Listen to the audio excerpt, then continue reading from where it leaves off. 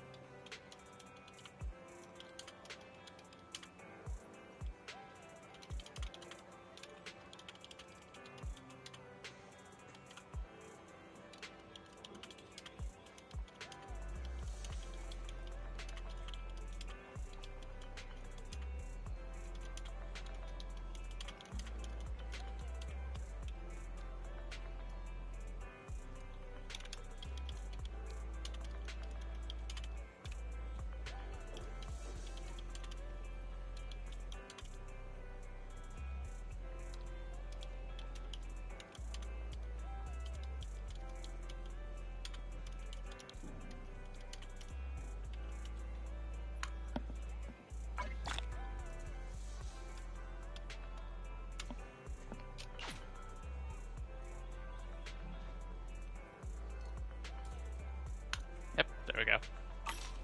Now, a bit of a spoiler, but yeah, everyone, a bit of a spoiler. I already have Vivian. I did an impatient multi when it first dropped. So yeah, I already have Vivian. I did win my 50-50 for her. I'm gonna try to see if I can get her W engine. That's what I'm kind of like hoping for today. Ingredients are the freshest in the morning. Come have a bowl of noodles. Fidel went through the game, only halfway through the download. Bruh. Taking a lot of time. Well, seems like my noodles were just what you needed.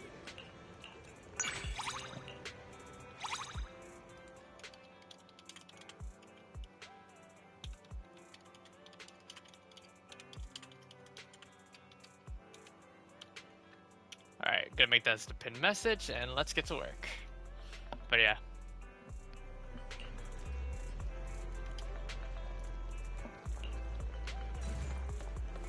And then I will get my coffee. Have a cup of coffee to jumpstart your day. Coffee is not a must, but a calm and relaxed mindset sure is. Okay, so the first thing I do want to do is I want to at least get my batteries out of the way. And I think I know which ones I'm going to do. I'll talk to Belle later. For right now, we gotta focus on my, Oh.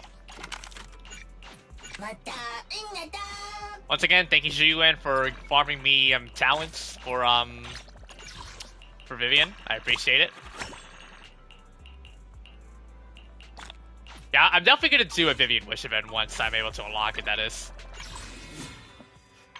But I don't have a lot of wishes for the weapon banner, but I'm gonna keep going. I'm gonna keep trying. So let's do one multi to give you guys something. Nope.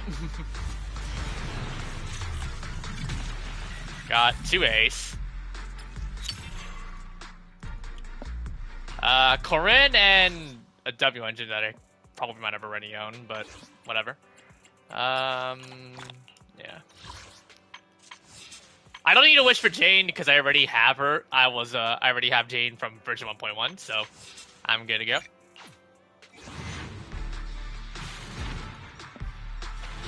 Nope.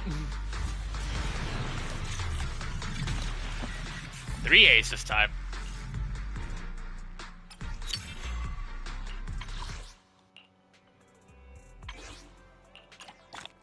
Alright. This is the one looking good day, Lord Phaeton. By this point, I do need to focus on her ascension, so let's do it. Angel promotion time. Let's get to work. But yeah, we need more anomaly drills, so we'll just run the casual team that I'm used to, and we can get to work.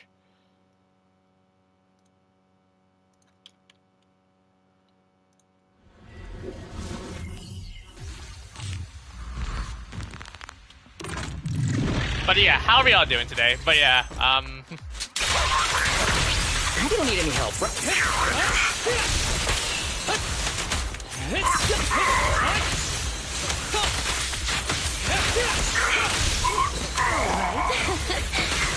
see it. I forgot, yeah. Rita now has a new voice actress. English in particular, yeah. It's no longer Crystal Lee voice here.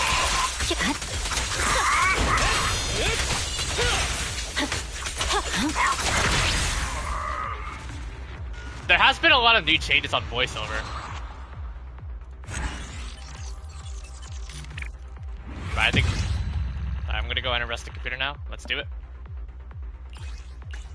I'll probably do another one again, yeah.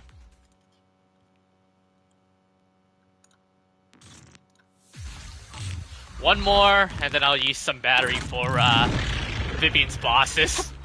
You're done. You don't need any help, right?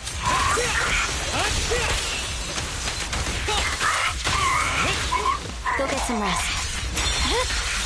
It's over. You're done. Got him.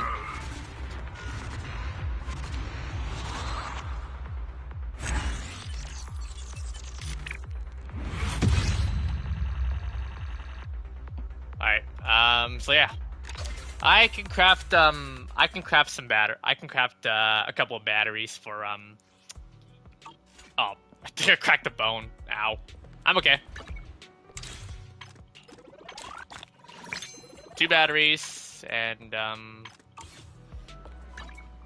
Eradicate. Wanna see? One. Looking good day, Lord Phaeton. yep, promotion to level 20. I don't have enough level up material though, but on the bright side, I am able to so I need to battle the dragon. This Thracian now, huh? Oh brother. This guy was such Need a something? douche. I'm here. Wanna see the needs? Let's. Is it worked? Good day, Proxy. Get going. What?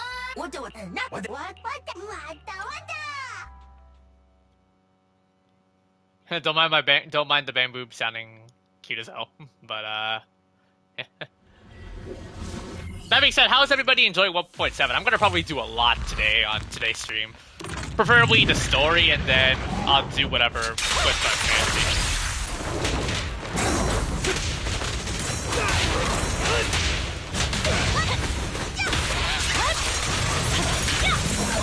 Ow.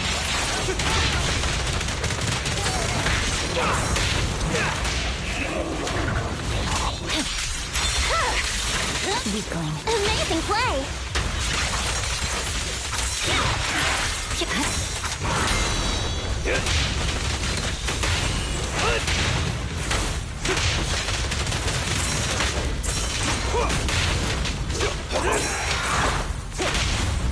Awaken. Perfect teamwork. Ball him.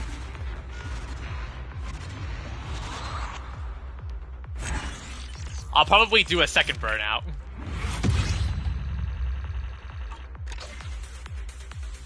So yeah, I'm gonna use 1 battery for this. Oh.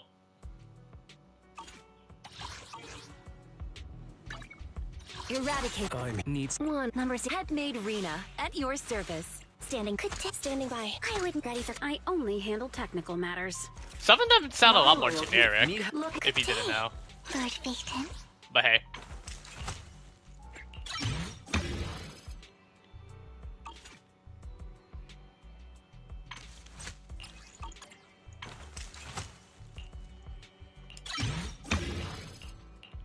I need more. All right, but yeah, I do have to battle. The. I have to battle Bringer again. So, well, you know what that means. Time to bust out. Time to bust out Miyabi. But I'll probably do that after the story. Right now, I'm trying to focus on building Vivian. I already have her decently geared with the set. I just gotta try using her. All right, let's roll.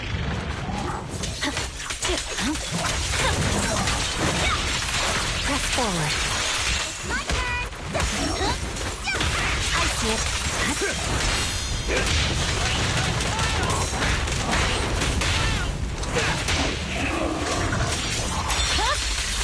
My blade is already sheathed.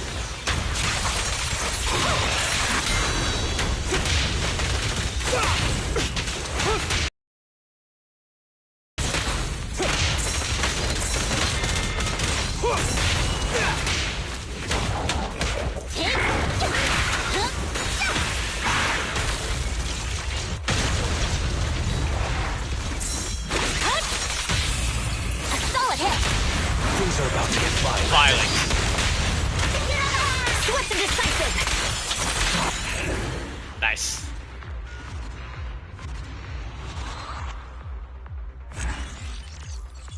But yeah, I have to eventually start using Vivian in combat because I've been hearing a lot of really good things about her. Pretty much breaks the game too, as usual. As every new anomaly unit tends to break the game.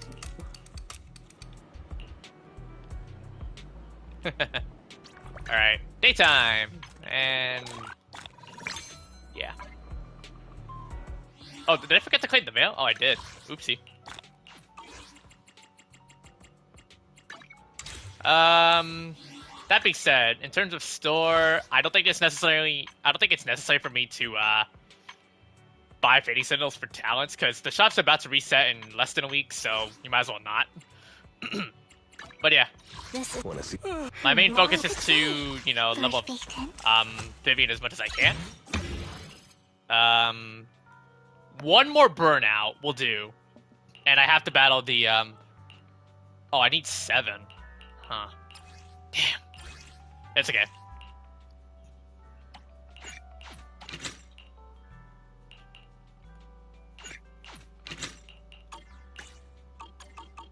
I would never turn down Lord Phaethon. Alright. I guess no time to delay the nitty-gritty. It's time to do the story. We're gonna be here for a good while, chat, so make sure to get your snacks and drinks. We're gonna be here for a ride. Vivian sent a message. Seems they've made more progress on the sacrifice issue. I wonder how Vivian's been doing. After Hugo passed, she's been busy managing Mockingbird. We haven't talked to her in quite a while. Oh yeah, I forgot. This is in correlation to the 1.6 story, which I regrettably forgot to stream it. I did it literally all in my spare time. I am very sorry to the people that are watching this live, expecting me that I was live streaming the 1.6 story. I only streamed the Soldier Zero Ambi. I'm terribly sorry, everybody. Oh man. All right. Well, time to go ahead and rest on the sofa. I hope my mic is not muted. I think you guys can hear me fine, right? Alright, let's rest. You've originally planned to watch some videotapes and rest on the sofa, but you end up falling asleep instead. Until you hear something nearby. What the? You're tired? Lord Phaethon. Oh. This time, let me. Vivian? Vivian? What is that positioning? Even Fairy's getting in on the action, too. I didn't disturb your sleep, did I?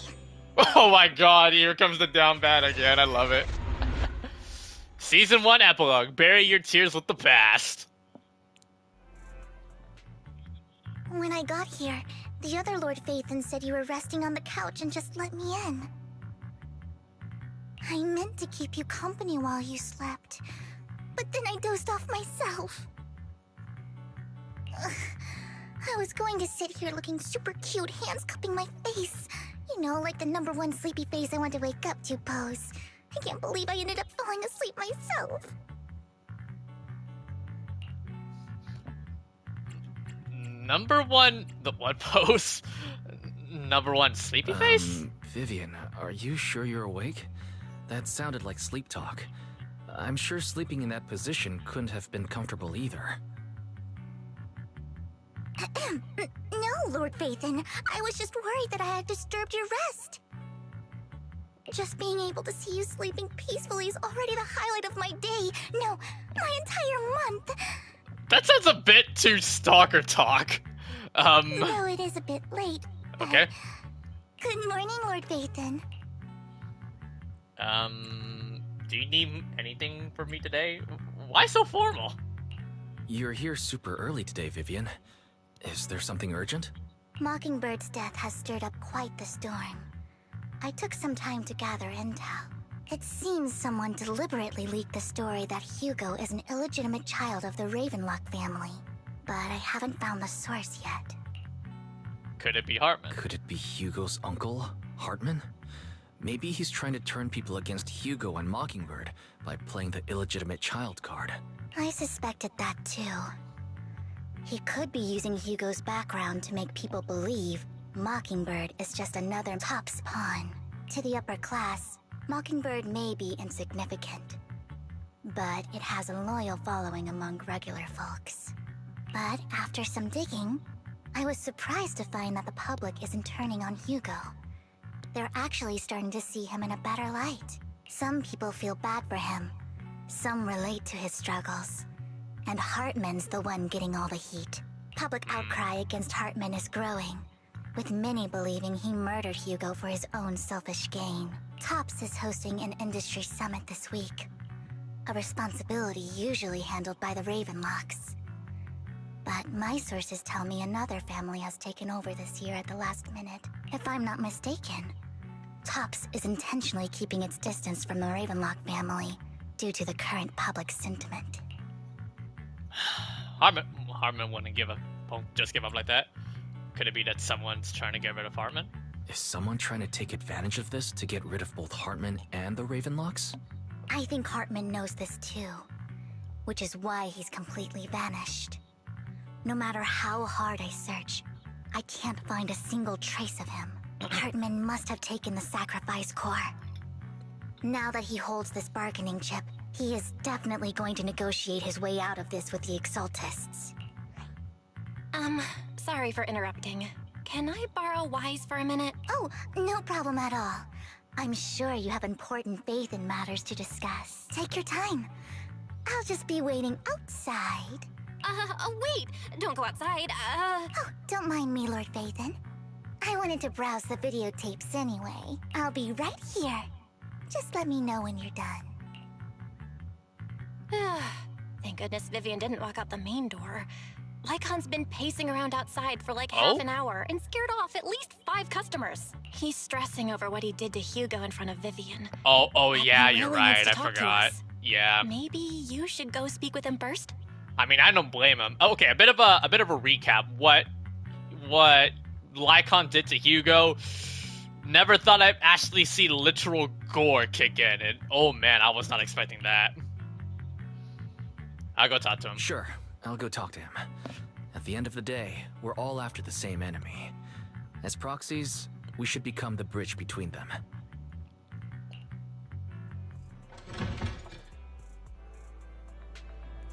Alright, let's go talk to Lycon. Why are there 2... Can I talk to these people? What's going on? Oh, more gossip. Okay.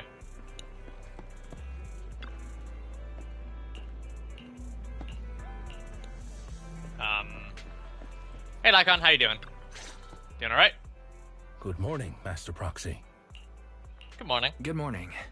Belle just let me know you wanted to talk to us and Vivian about something? Yes, it's an urgent request from the mayor, one that directly affects New Eridu's safety. However, before we get into the details, as a former member of Mockingbird, I'm concerned about Miss Vivian. Hugo made many mistakes and betrayed the principles of Mockingbird, but I'm certain he didn't intend to put Miss Vivian or you in danger. I don't know Miss Vivian very well, and I was the one who took the companion's life. Yeah, Hugo knew the risks of what he was doing. He knows what he's gonna do is gonna mark him as a villain, and that's why he didn't want. He did not want to put Vivian and the proxy in danger because they're like. Hugo treats them as family, and what he's gonna do is pretty much the worst example. Should he, I guess, live? So he wanted to make sure to not allow both of them to follow their footsteps. I might not be the right person to comfort her, but I hope she doesn't regret the choices she made. or lose faith in the path she chose. Again, I'm correlating based on when, I guess, Hugo and Wise, what the proxy I picked, had this heart-to-heart talk before the encounter at the helipad, which is pretty much a dead giveaway. We know that something about Hugo is gonna make us think very carefully about him. So yeah. Vivian isn't upset. Vivian doesn't seem down at all. In fact, she's been actively gathering intel. I think she's handling this with even greater calm than I am. If you're feeling bad about what happened with Hugo, it might be a good idea to talk to Vivian directly. From what I've seen, she's not as fragile as you might think. That's reassuring to hear. I trust your judgment. You've always had a sharp eye for people. Would you mind coming in with me? I'd like to apologize to Miss Vivian in person. Okay. Sure. But just to be clear, I'm staying neutral and not picking sides. Yeah, You I don't both blame have you. your own stance on this. As a proxy, I'll do my best to help facilitate honest communication. I respect that. Thank you. You returned to the video server of Lycon. Vivian doesn't seem to have much of a reaction to Lycon's arrival. Oh. Yep. Miss Vivian, I'm very sorry about Hugo. You don't have to explain anything. I'm also part of Mockingbird. Mockingbird stands on more than just gain, so it won't fall when fortunes shift. Hugo had his fixations and ambitions. I also have things I must see through. I'm determined to get to the bottom of the Exaltists and the sacrifices. Miss Vivian, as a former member of Mockingbird, you have my deepest respect. You have my word, whatever comes next. I would never harm you or Master Proxy. As for Hugo, please accept my condolences. Condolences? That's not necessary. Mockingbird has plenty of tricks up its sleeves. This isn't the kind of act that ends so easily. Wouldn't you agree? You're right. I'm glad you guys are on the same page. But why do I feel like I'm being left in the dark? Master Proxy, I believe we all share the same goal. Right, Uncover the yeah. truth of the Exaltists and the sacrifices. The Mayor has tasked me with inviting you to take on this mission, and hopes we can work together moving forward. If the mayor wants to work with us, I trust he will demonstrate his sincerity and kind. Mockingbird will not serve as a pawn for the powerful. That will never change. Of course.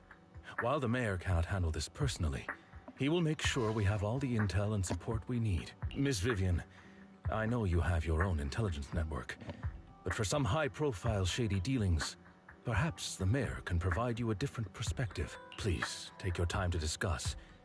If you're open to collaborating, I'll set up a call with the Mayor so he can speak with you both directly. At stake. It's not a decision we can make lightly. Yeah. Of course, I completely understand. When you've made up your minds, you can find me at the Ballet Twins. Got it. Should we talk to the mayor?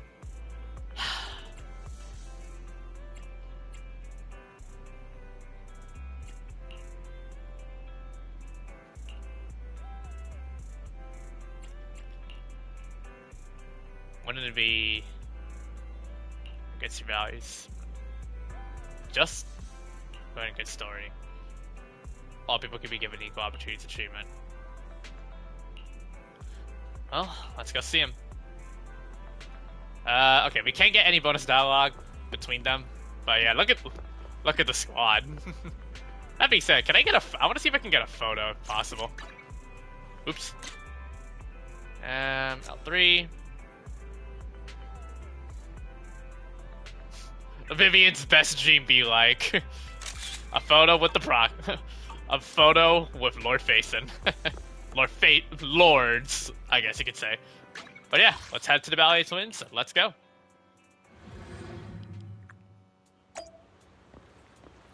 Oh, even Vivian has her umbrella. Or parasol, I mean.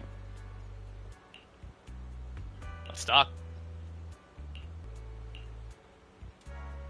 things would turn out this way. As mayor, I can't fully condone Mockingbird's actions, but personally, I had a lot of respect for Mr. Hugo Vlad. Wait, what happened to the stream? Did it crash? Oh, okay. I looked Oops. further into Bringer's map. The sacrifices were created by an exaltist named Landon, who was active in Janus Quarter. Mr. Landon passed away in an accident a few years ago. Before he died, he was researching sacrifices and was said to have created a batch of serum that could turn living people into sacrifices. The problem was, the serum wasn't stable, and after his death, the recipe was lost. No one knows what happened to the exaltist in Janus Quarter back then, but it's clear that after the leader died, there haven't been major exaltist activities in the area. Well, that isn't Bringer's map marks the locations where the exaltists' most successful attempts at creating sacrifices were. already passed the leader away. of the exaltists in Janus Quarter died a few years back. They haven't been active since. Could it be that Hartman was just acting on his own? Unfortunately, that's not the case. Damn. My sources confirmed that Hartman had been secretly in contact with someone, and they only meet inside the Hollow. Oh boy. Someone from Tops? Is it possible it's someone from Tops? Tops is a huge alliance of corporations. They wouldn't bother getting their hands dirty. Instead, they just sit back and reap the rewards. Not surprised. Everything Hartman is doing is to secure his place in Tops and strengthen his power within the Ravenlock family. If my guess is correct, Hartman has gotten in touch with the remaining members of the Exaltists that used to follow Landon, helping them create new sacrifices. But what's in it for Tops? But what's in it for Tops? There's no way the Exaltists would just hand over their secrets about sacrifices to Hartman, right? A sacrifice outbreak would throw the city into chaos. And that's when Tops steps in, taking control of the situation on their terms. The public will see the mayor as incompetent, while Tops comes off as the real protectors of the city. And when that happens, public trust will shift towards Tops. And Mr. Mayor, you might find yourself in an unfavorable situation. Still sharp as ever, Miss Vivian. Yep, Miss Vivian's, see the future eyes. Comes in clutch. So, what exactly do we stand to gain from partnering with you? Please don't tell me you're doing this out of some noble concern for your citizens. I'm not some hero of justice. And I don't believe in lofty ideals or empty promises. We have a common enemy. While our ideologies may differ, we can work together on this. And as proof of good faith, I may not know exactly where Hartman is, but I can fan the flames over Mockingbird's death and escalate conflicts within the Ravenlock family. So it was you behind the rumors. No wonder I couldn't trace the source of the public outcry. I'm not the one who started the rumors. I just helped them spread faster after they leaked. And I pulled a few strings to make sure the story painted Mr. Hugo Vlad as a heroic figure who was unfairly persecuted. As I said before, I had a lot of respect for him, and I'd be happy to clear his name. Now let me lay out my terms for collaboration. After looking into it, I found that the dormant sacrifice you discovered wasn't the only one. So there's There more. are more places where sacrifices might be lying dormant. Great. Too many eyes are on me right now, so I can't send my own men to deal with it. I'd like to ask you to retrieve the sacrifices from those locations. I'll make sure to dispose of them once you do, so no one will be able to use them again. On top of that, I've asked a friend to help monitor your physical condition, and maybe even uncover more of your potential. Her research overlaps with your teacher's work. You don't need to worry about her capabilities. She's a Oh, Void Yijuan? Is that who I think she is? Really? A Void Hunter rank special investigator is going to be assisting us? And she's involved in our teacher's research? That's right. She's heading to Janus Quarter for some business. I wanted to set up a formal meeting, but she declined. She prefers to assess things on her own, and will reach out when the time is right. She'll let you know the details then. So it looks like you both are on board with this commission and ready to help recover the sacrifices? Okay. This affects a lot of ordinary people in New Eridu. We'll do our best. I know you won't let me down. Given our positions, we might not be friends, but we're definitely not enemies. I'll leave the rest to you then. I've got to go. Goodbye. Goodbye, Mayor. Okay. Lycon leaves thereafter. Let's head to the Hollow. So we're given automatic trial use with Vivian. Eradicate all. And we get to bring somebody else to This is assist the us. path I follow. Yeah, let's bring in Miyabi, because why the hell not?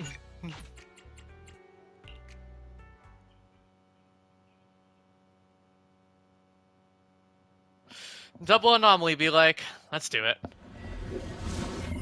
Oh, yeah.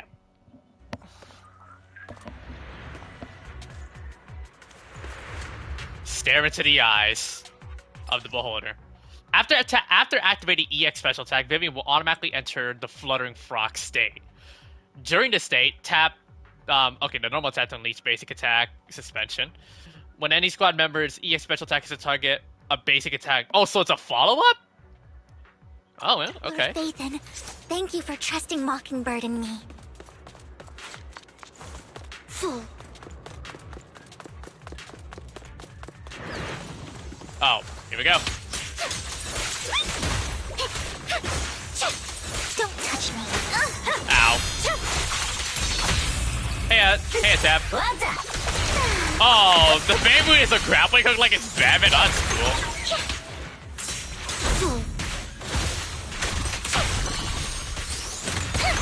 Wow.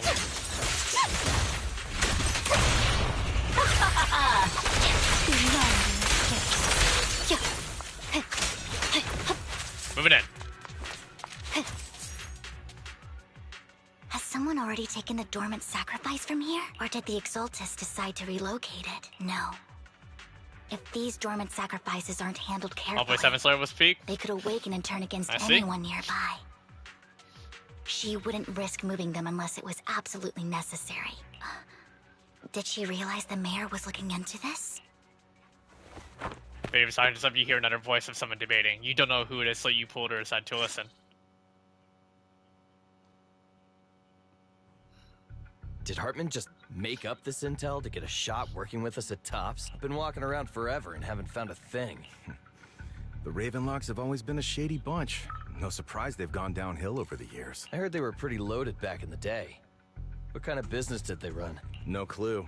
On the surface, their businesses seemed legit, but who knows what was happening behind the curtain. Probably something with the sacrifices. I mean, how else would he know about the dormant ones left around here for years? And he was so sure that even if those sacrifices didn't I forgot. work out, Don't press the PlayStation menu. It's gonna censor the audio. Backup plan? What could that be? Sorry about that. That's beyond me.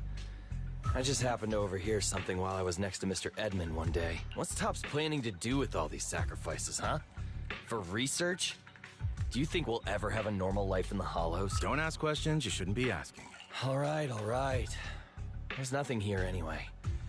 Let's leave the Hollow and report back on what we found. And we'll make it just in time to clock out for the fieldwork shift. Let's get out of here first. Vivian appears visibly unsettled after they left. Hartman, that fool. He'll do anything to get into Tops, even if it means playing with fire. And again, I've said this once before, I said it again, the more I hear Vivian talk, the more I feel like I'm hearing Fushran talk. Like, this is apparently Sarah Wiedenheft that's voicing her. She's an Exaltist. Human lives have never mattered to her. The more people get dragged in, the greater the danger. Who is this she you're talking Vivian, about? you seem a bit frazzled. Who's this she you keep bringing up?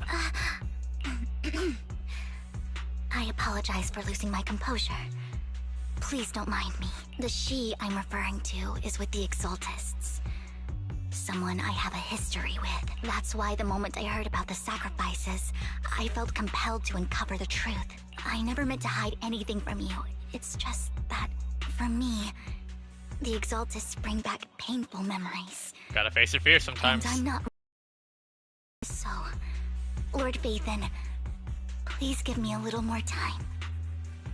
Once I've gathered my thoughts, I promise I'll tell you everything. Sure. I'll stop asking. Sure. I'll stop asking. What's more important than an unspoken past is the person standing in front of me now.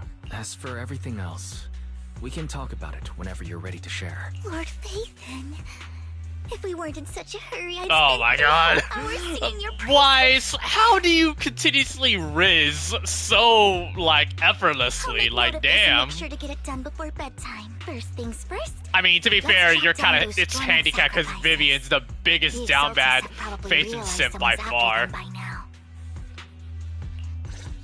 I wish we knew what Hartman's backup plan is. We'll figure out something. Oh god. I just can't shake the feeling that oh, there's the bloom. Oh man. something bad is about to happen.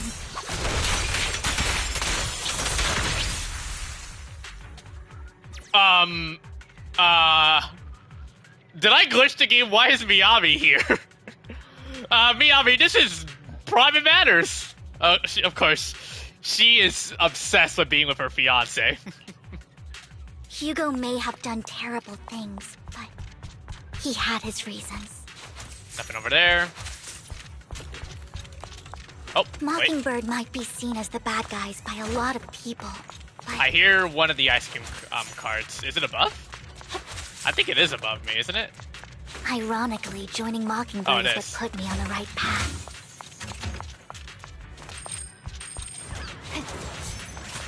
Evade.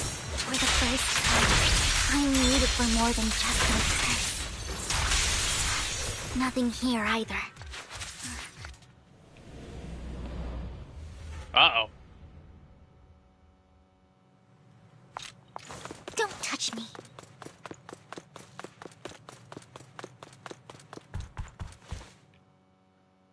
I knew it was you, Vivian. Camille, what are you doing here, sis? Are you destroying the dormant sacrifice? Vivian, don't call me sis. I'm not your sister. Are you trying to stop the Exaltists? I never left the Exaltists. You know what Landon did back then. Lord Landon did it for the Creator. His methods may have been extreme, but they were necessary. Back then, you walked away. You should do the same now. We didn't meet today. Take your friends and leave. What's wrong? Are you being forced into this? I can help you. Help me? Like how you helped her? Vivian, you're crying. Oh, no. You see me, don't you?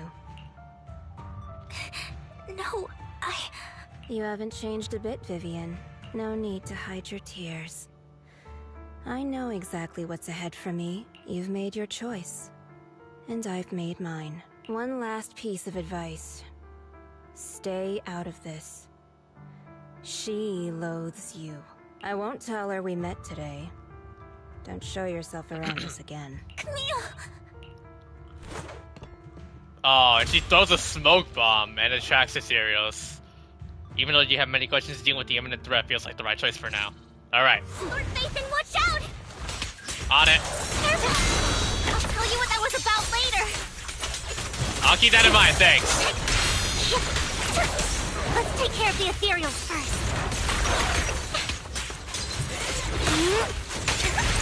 Okay. What an eyesore.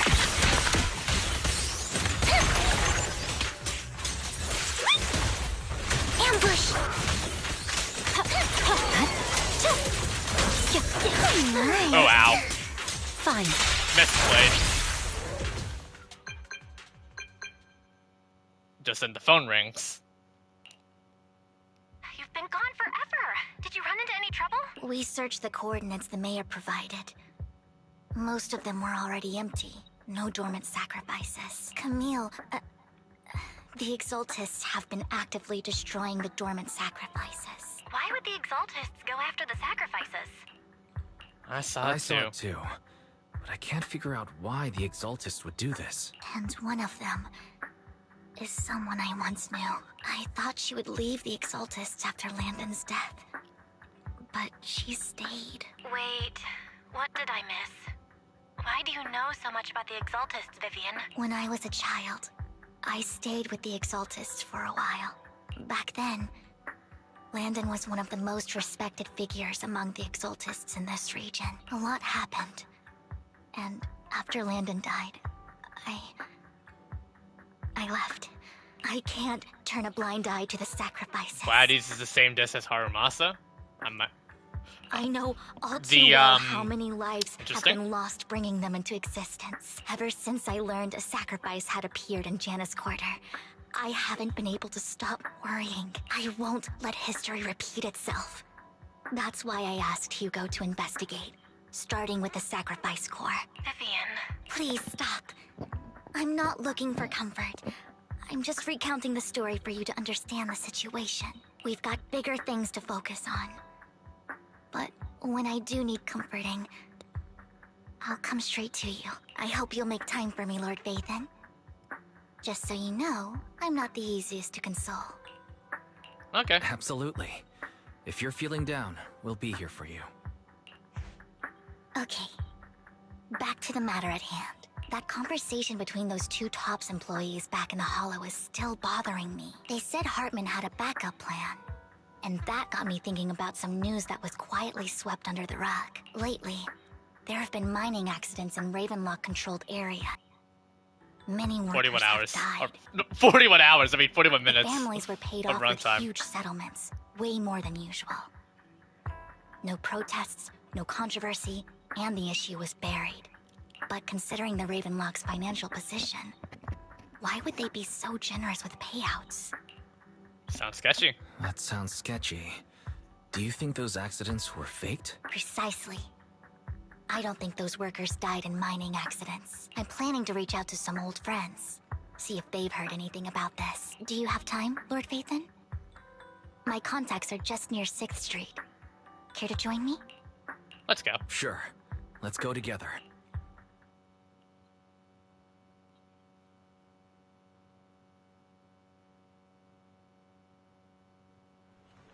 You arrive at Lumina Square for Vivian to meet her old friend.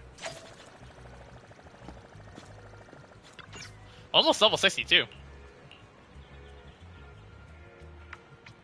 An old friend of mine said she has some new intel.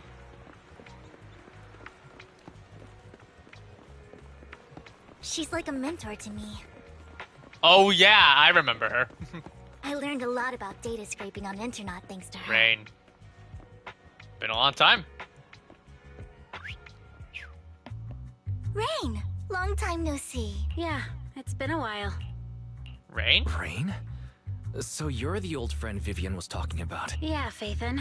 Long time no see. Rain! You actually know that Lord Vathan is Lord Vathan? No, I mean, you actually know Wise is Lord Vathan. Thank you, Vivian, for finally saying it in a first name basis. I didn't know right away. One time, I needed a favor from Nicole. I only found out after meeting them. I mean, who would expect a legendary proxy to be running a video store for a living? Oh, by the way, your idol... Rain, let's not bring up old stuff. Oh, hold on. Interested in that. Why are you all tense? Right, Lord Vathan lives on 6th Street too. Oh boy. You might know your idol. Cracking down to Cinderday vibes again. Remember when you traced that post on Internet to 6th Street and actually went to check it out? And you came back all bummed, spouting nonsense. Like there was only a black cat at the location, and maybe your idol is actually a talking cat. Or something like that. I think I know that black cat. I think I know that black cat. It hangs around. Oh right, yeah, that stray cat. Now that we yeah, if you actually max out the trust level, you can actually you can name the black cat and you can keep it in the store. I named the cat Moon. Lord Vathan, please, let's drop this topic. Come on, Vivian. It's been years and you still won't say who your idol Inky, is. yeah. I just named it Moon. If you'd just let me, I'd have tracked them down ages ago. I get it. You want to find the person who's important to you on your own. But you've tried so hard already. It's okay to lean on me a little, you know. I'm sure your idol won't hold it against you. I shouldn't have come to see you. Instant regret. Huh? What's wrong? Change the subject, cover up! Rain, Vivian said you might have some intel for us. Should we get into that first? All right, let's get down to business. Here's something I'm pretty sure about. The Ravenlock family's claim that those missing workers died in an accident? Don't buy it. The last signal from those workers was near the Hollow. Then communication went dark. I think they were taken into the Hollow. And yesterday, I picked up that the Ravenlock family secretly hired some people to search the Hollow's perimeter. I caught a weird distress signal from someone and managed to track down the source. Is it based to make DPS lighter? I mean, I built him as a stunner, yet he somehow does DPS damage because he has machine gun moves. I'm not even joking, When I tried to reach out, it was insanely the signal fun. cut out completely. The last trace of the signal was near Lumina Square. Oh, Finding boy. someone in real life isn't really my thing, so that's where you come in. Got any more leads? Okay, we'll take a look around. You just said this is something you're sure of. Do you have anything you're not so sure of? I dug up some info online, and one thing stood out. A few days ago, there were some creepy sounds coming from an abandoned warehouse by the port. The place was locked up, so no one could see what was happening inside. Not sure if it's related to your search. It's kind of funny, Tab, that you mentioned that. I think I've also maxed out all fighter skills. Like, I have them fully maxed out. Worth checking out. Well, that's all I have for you. Thank you, Rain. Don't get all emotional on me now. I'm just helping out a friend. This one's on the house. Consider it payback for the favor you did me last time. But if you still want to find your idol, hit me up. I've been curious for what... Alright, don't worry about it. I'll manage it myself. Stop being so nosy, Rain. Nosy? Nah, just professionally curious. What kind of person is worth all this searching, huh? But honestly, whoever they are in real life, they've become a part of you. You've come a long way in this search, Vivian. I much prefer the person you are now. So if you find this person, don't chicken out. Go meet them. People will appreciate you for who you are. Rain. I might not care about the real world or what it'll be like, but I hope everyone I know can live a good life. I'm counting on you to save the world, guys. All right, I have other business to take care of, so I'll leave the rest to you. Thanks. Vivian mentioned she knows someone who's really skilled at finding people in real life. So you follow her and continue on your way. Lord Phaethon, please pay no mind to what Rain said. Oh, I'm so gonna pay a lot of minds to that. That big guy's up ahead. Let's hurry. Is it really a Bang Boo? We meet this Bang Boo every now and then, occasionally, in front of the 6th Street. Well, in front of the video store.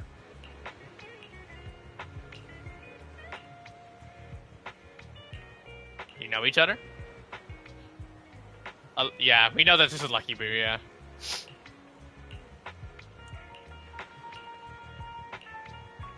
One Denny Boo. So that's where the battery came from. Better not exposed.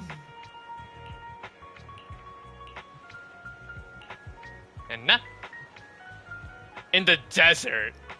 Could have mean the outer ring. Yep. Aww, one Denny Boo is just too cute, right? I didn't know you helped it too. The second time, Vivi tends to go high pitch and Lord squealing. Phaethon was the best in the whole world. You good, buddy?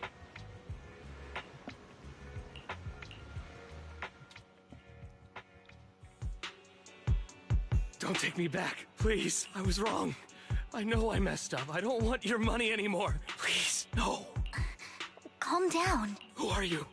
I won't say anything. Just let me go. I don't know anything. I swear, I know nothing. We're not PubSec, the HIA, Speedrun or the gets dailies? Ravenlock Alright. family. We won't force you into anything. There's After no this stream, I need to be really gotta go afraid. back on playing Asphalt Legends Unite. Got a freaking Bugatti to level up. What do you want from me then? We simply want to know where the Ravenlock family took you and what they made you do. I can't say. I can't tell you. I have a family. They'll hurt them. You never saw me. Please, just stop asking. Don't you wish to see your family? I don't deserve to see them. It's my fault. I was greedy. I did this to myself. But your family must miss you dearly. I'm sure they won't blame you. No, it's my fault. It's all on me.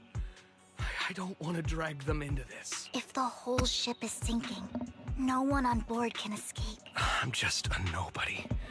And right now, there's nothing I can do to change anything. If you care about your family and friends, now is your chance to stop the disaster before it's too late. Even a butterfly flapping its wings can send a tsunami surging across the ocean. No one knows how this will turn out, but if you do nothing now, the only thing waiting for you at the end will be regret. We're not here to turn you in, and we won't force you to confront them.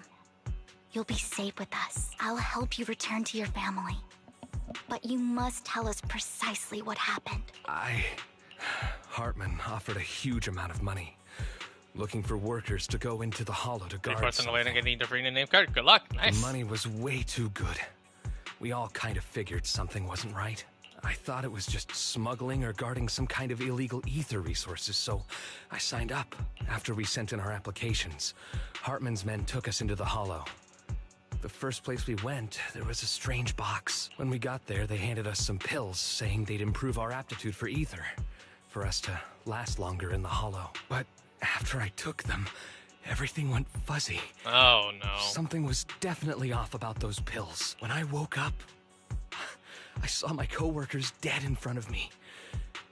And there was blood all over my hands. They said something about me being a good experiment, moved me somewhere else, and locked me up. They wanted to inject me with something. I got scared and didn't know what was gonna happen. But then a blonde guy found me, gave me a carrot, and let me go. So I escaped. I didn't want to kill anyone. I don't know. It wasn't your fault that your coworkers died. You were just a tool in their hands. Do you remember the place they first took you? Do you know what was in that box? I only remember the first place was like a rooftop. I think it was on top of a tall building. What exactly was in that box? I can't remember. I'm not lying. Those pills they gave us, they make you hallucinate. I took just one and my mind felt like it wasn't my own. My memories turned into a blur.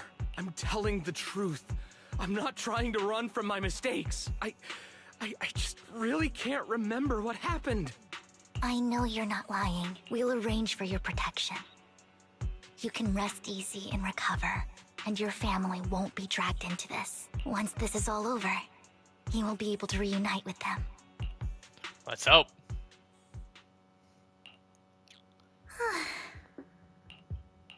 Sometimes I wonder if you've had some kind of special training, Vivian. No matter who you're up against, you seem to analyze the pros and cons and make a judgment in no time. Actually, I wasn't always like this. I used to run away when things got tough. There was even a point where I just wanted to disappear. As if my very existence was the source of suffering.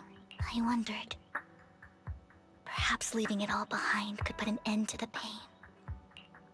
That's kind of hard to imagine. It's hard to picture that. My first impression of you was pretty assertive. Yeah, to be honest, I kind of thought about that as well, Wise. Like, when we first met Vivian, she was cold. Keep in mind, she was always cold to people that are that have little to zero knowledge of Lord Basin. So, the moment she knew about it, yeah, everything. That's why I mentioned about the full 180s. But back then, she never knew that Lord Basin was us until she started doing some digging. Well, I was on a mission at the auction when we first met. And just as Rain said, I've come a long way from who I used to be.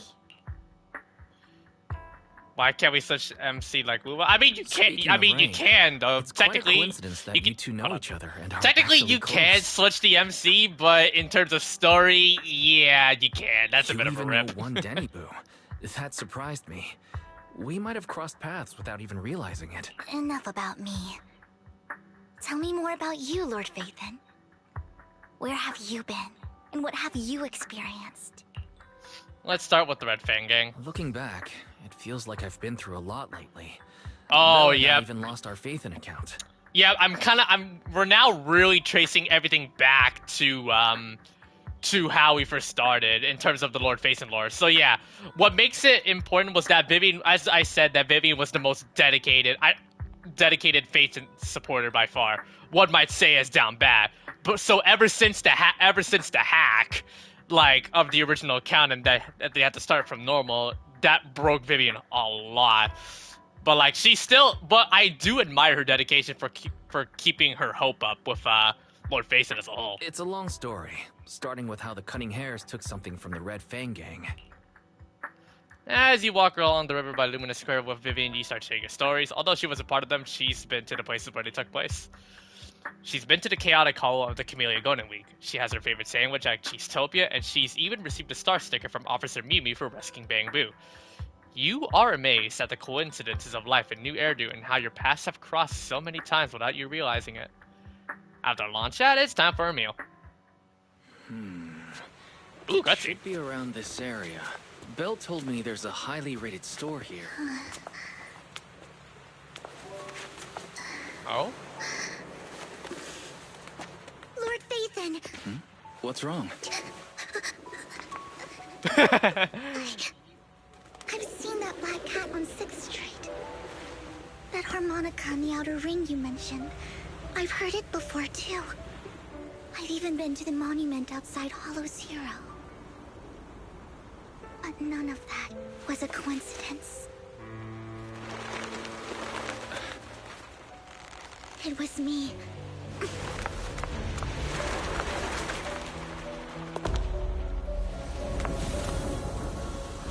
Following you, and now I've finally made it to your side. Wow. I knew Ever I struck. since I was little, I had been seen as the bringer of bad fortune. Once, always, and forever, I would always pick the male MC on most games that I play in terms of gachas. I knew I struck gold when I picked them. A lot of people tend to only pick the females. I mean, no offense to the people that pick like the female MC. It's everyone's perspective and choice. But like, most people tend to pick the waifus in the now. But some intellectuals like myself pick the males for the long haul. Believe me, knowing how most gachas tend to bring in more waifus by far, it makes the male MC feel a lot more pimped out in a way. I had traveled to many places and witnessed far too much misfortune. Every tear I shed brought disaster. Ooh, I like this art. I've heard too many curses to count. Oh, that art looking nice. Hold on, let me take a photo. And sorry, if I go to the PlayStation menu when I'm streaming this, or just playing Zenless as a whole when I go to the PlayStation 5 menu, it senses the audio. I loathed my tears as much as I despised my own existence, wherever I stayed. Tragedy followed. I had roamed too many places, and each time, it ended the same way. I didn't know where I could go anymore. One night, I stumbled upon a post discussing me, whether they knew me or not. Everyone seemed convinced that I was the source of the curse. Some mocked me with cruel intent. Some wished I would vanish, and others speculated maliciously.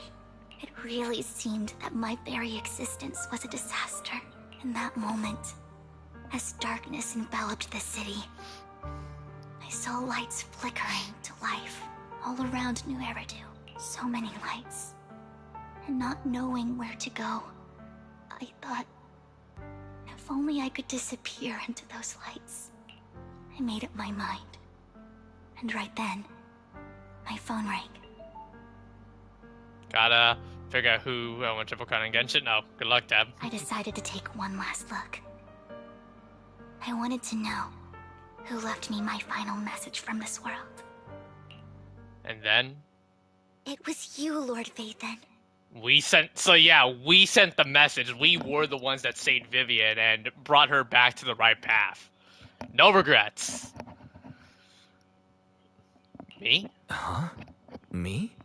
Yes. And I checked with the other Lord Phaethon. You were the one using the account at that time, but I know you probably don't remember it. After all, it was just an ordinary day, with an ordinary post and meaningless comments online. But for me, It was the night I finally realized where I could go. I wanted to walk the paths you had walked, see the sights you had seen. And then, one day, share it all with you, face to face. So, what exactly did the comment say? So, I have to ask, what exactly did I say in that reply? Well, you'll have to figure it out for yourself. I'm not telling you. The one time that Vivian actually holds a secret to Lord Phaethon, that's a first. You're putting my memory to the test. So, Lord Phaethon, thank you. Not only for that comment you made that day, which was a silver lining for me, but also for giving me the courage to become who I am today. The Vivian standing right in front of you now. Lord Phaethon, I truly like who I've become. The wind skims across the surface of the water, lifting Vivian's hair and brushing it against her cheek. The lights reflected in her eyes dance and flicker, as if eager to share the stories of the past. Both the good and the bad, the happy and the sad. Emotions intertwine with the narratives, and you feel as though you're witnessing the path she has traveled. Lycon just sent a message. There's an update. Let's move. You've already got 11 the crowns. video store and go over the details together. Oh, wait, you're not going? Any bonus dialogue, Vivian? Apparently not. Alright, back to the place. Let's do it. Wise, you're back. Looks like Lycon's tied up with something. He said I should just chill until you're back, and then we can talk online. I'll call him now. Master Proxy, Miss Vivian.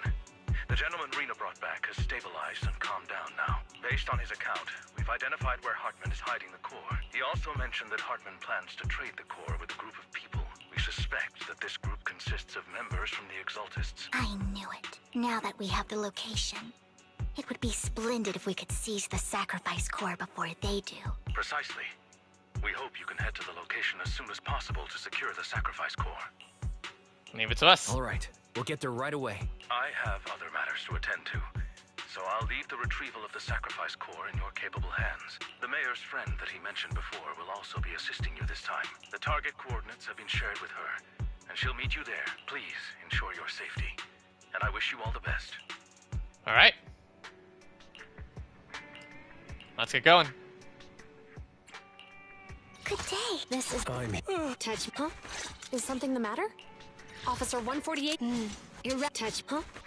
Which alias should I use this time? This time we'll try Jake, because apparently from what I've heard, Vivian is probably one of the best supports for Jane Doe now. I'm not even joking, apparently. I've talked to Faye and Divine about it. Holy hell.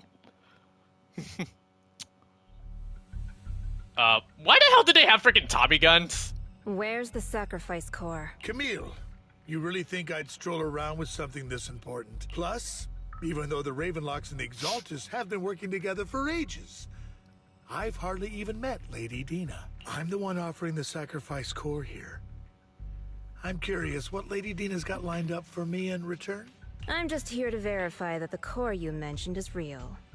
Once that's sorted, Lady Dina will give you a proper response. Our partnership isn't just talk. We need to be sure you have what we need before moving forward. Sure thing. I'll take you to where I keep the core. Once you verify it's legit, have Lady Dina come over. We'll lay everything on the table face to face. All right. Lead the way. It seems Hartman is trying to bargain for more. What a greedy and insatiable man. It's just that... why would they only send Camille for something as important as the sacrifice core? And I can't shake the feeling that Camille doesn't want Hartman and Dina to meet. Why is that? Who's Dina? So this Dina they were talking about, is she the leader of the Exaltists? Kind of. Lord Phaethon, I really think we should hurry. We must get to where Hartman keeps the core before anyone else does. Got it. I planned the route already. I've mapped out a shorter route, but there will be ethereals along the way. I'll leave the fighting to you, Vivian. Don't worry, Lord Phaethon.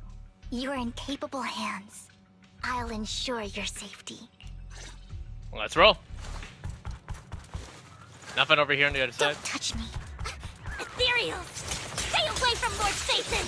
Overprotective mode 101, baby.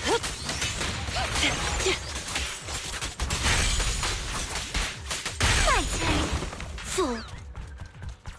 Don't touch me. Can go through there. Looks like Hartman's trying to negotiate for more leverage.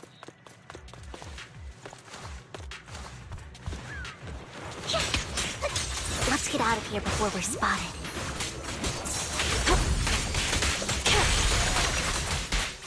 Let's keep moving, Lord Phaethon. A health pickup. Fool. Leave the enemies to me, Lord Phaethon. Okay. Want some more? Just this once.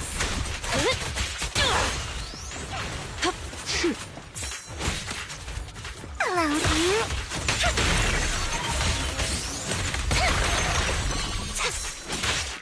Ow.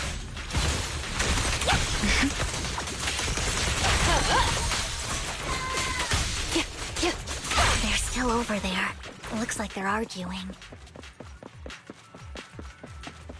More pickups. This is our chance. Let's hurry. Oh boy. No Ugh. matter who has the sacrifice core, Hartman or the Exaltists, it would be really dangerous. Hand over what's in the box. We do this the hard way. You sure talk big, little girl. Let's see if you... Got him. Lord Phaethon, the box is empty. So Hartman never kept the core here to begin with? How did you even find your way here? Where's the core in the box? What did you do with it? Oh, something tells me it's rigged. You call this keeping the sacrifice core safe? A voice comes from behind.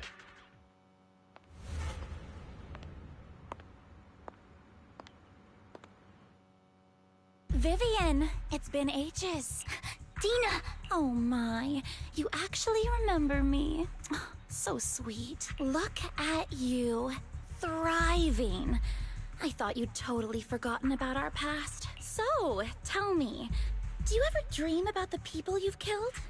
Are they crying in your head all night? Back then, I had no idea. You had no idea? While you were soaking up all that love from your daddy and everyone else, you had no idea what was going on? I wasn't... Lady Dina, Miss Vivian didn't actually...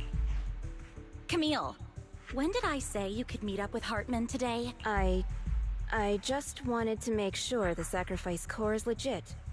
I was worried Hartman might try to pull a fast one on us. Really? So loyal. I thought you'd be more like the old days. Just a few words from Vivian, and you'd be plotting my demise. Just like what you did with Father.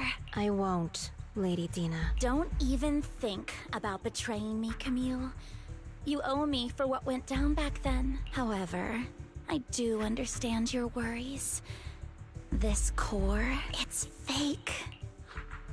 No way! I got this straight from Hugo! It can't be fake! How can you just claim it's fake without any proof? Ugh, seriously? Dina approaches Hartman coldly, inserts the core into an open wound on one of his subordinates. The guy collapses to the ground screaming. Dina wipes her hands and casts a look of disdain. Damn. The sacrifice core can max out the ether particles within human bodies in no time at all. But look at your little subordinate. How uncouth. He's making noises like some animal. Can you shut him up? So annoying. The masterpiece Father made for the creator isn't this worthless piece of junk you're holding. So, the real core. Vivian, where do you think the sacrifice core is really at? I don't know. If I knew where the real core was, I'd destroy it without a second thought. Dina, you understand what the sacrifices are. And you know those who were blessed should not have to endure such horrors. Oh, they shouldn't have suffered those horrors. Weren't you the one who decided if they'd be blessed or not? If it weren't for your tears, This how internal would they struggle for encountered Vivian is such hurting. misfortune? How self-righteous, Vivian. Their fates were in your hands. It was you who brought disaster on them. Landon just needed an excuse. He needed someone to blame. Whether I shed tears or not, he'd treat living beings as mere subjects for his sacrifice experiments. Dina, you know all of this. Landon even went so far as to sacrifice you. Shut up, shut up, shut up! Father did it for his great cause. Calm down. Vivian, why do you always mess everything up for me? Everything! You did it before, and now again! You just had to ruin my plan. I was so close to fulfilling Father's last wish. If you don't give me the sacrifice core, be prepared to become food for the ethereals. I told you I don't have the sacrifice core. Otherwise, I would have She ain't destroyed gonna it calm already. down. Yeah, no kidding. Lord Phaethon, find the right moment to retreat. She can be quite unpredictable when her temper flares. Oh, really? You don't have it? Then I suppose there isn't a reason to keep you alive. Several eruptions rush. Paul returns in the ground, signaling the rapid eruption of numerous materials. In a panic, Hartman rushes to the car he summoned, taking Camila Dina with him. Oh boy. Well, looks like it's us. Looks like it's up to us to let him go. More ethereals are coming.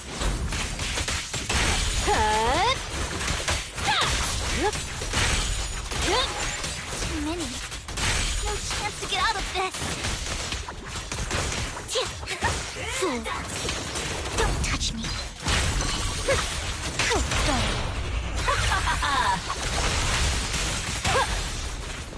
No escape.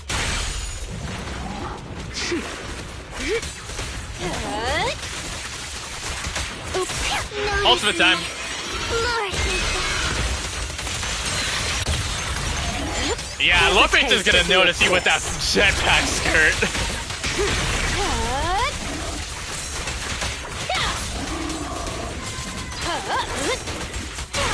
Stay away from Lord Phaethon! Oh no. Oh wait, we can't fight. There Oh, are it's so cutscene. many.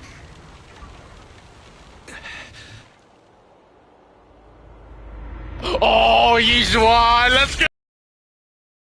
Ink?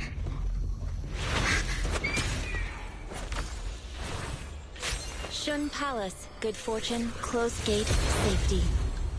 What? An evil miasma gathers here. Another place of conflict. Oh man, I can tell. If you wish to Season avoid 2's gonna be disaster, lit. Then head southeast.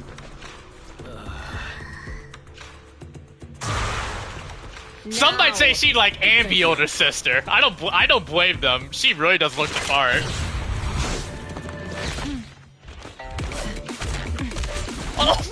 Oh my god. Woman's radiating aura.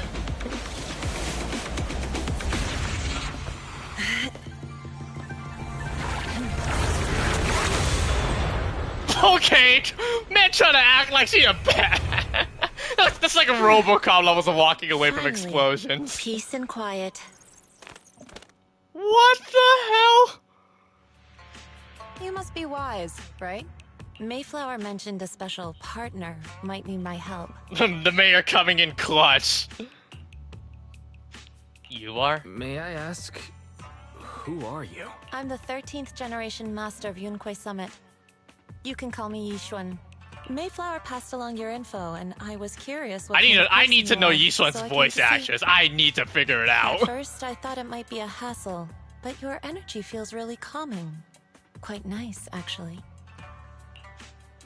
So, you're the investigator the mayor mentioned. Yep, the mayor coming in Yes. clutch. He also asked me to be your temporary teacher and offer you a bit of guidance. Guidance? Guidance?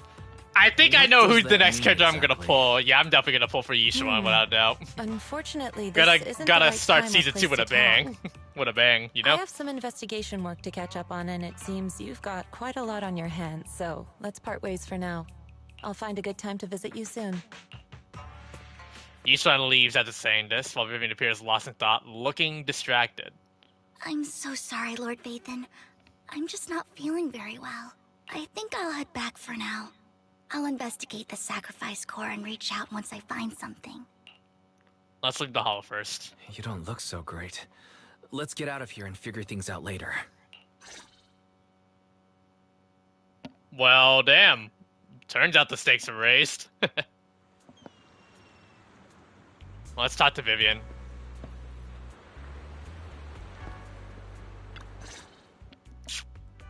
Lord Vathan, are you going to rest now? Are you feeling down? I can head back later, Vivian. You seem a bit off since we left the Hollow. If you want to talk, I'm here to talk listen. about what's bothering you, I'm here. Sometimes it helps to get it out. I didn't mean to keep my past from you, Lord Vathan. When I was little, people thought I brought misfortune. So no matter where I went, no one wanted me around for long. Then, one day, Landon adopted me and brought me to the Exaltists. There, I met Dina, who was so kind to me, treating me like a dear sister. She told me her father, Landon, was a great man who'd one day make everyone stop fearing the Hollows, so all life could live freely inside and outside of them. Dina helped Landon pick people for the blessing, and everyone in the Exaltists respected her greatly. Those who received the blessing would have a better ether aptitude, allowing them to enter the Hollow freely without fear of sudden disaster. Back then, Dina would chat with me every day, always about the Exaltists and her father. But things between us shifted when Landon asked me to step in for Dina. Uh-oh. Landon told me I didn't only bring misfortune, and that if I listened to him, I could actually help people. After that, he'd take me to meet people, and if I shed tears, he'd give them a blessing medicine. Those who got the blessing could dodge calamities. At first, I was ecstatic, thinking I could help others. I shared my joy with Dina, but that was when she started to pull away from me. Was the blessing medicine the sacrifice serum? Was that blessing medicine the same sacrifice serum Bringer had? Yes. To be precise, it was an early version of the sacrifice serum. Landon's medicine wasn't stable. The medicine Landon developed could boost abilities quickly, but also sped up the development of ether corruption. In the end, most people turned into ethereals, and a few became sacrifices, losing all human consciousness. The ethereals were killed while the sacrifices were given to the higher-ups of the Exaltists. The Exaltists wanted the sacrifices to hold human consciousness, so Landon's medicine was seen as a failure, and he gradually lost influence within the Exaltists. One day, I saw Dina, and tears streamed down my face. In a bid to save his reputation, Landon decided to let his own daughter receive the blessing.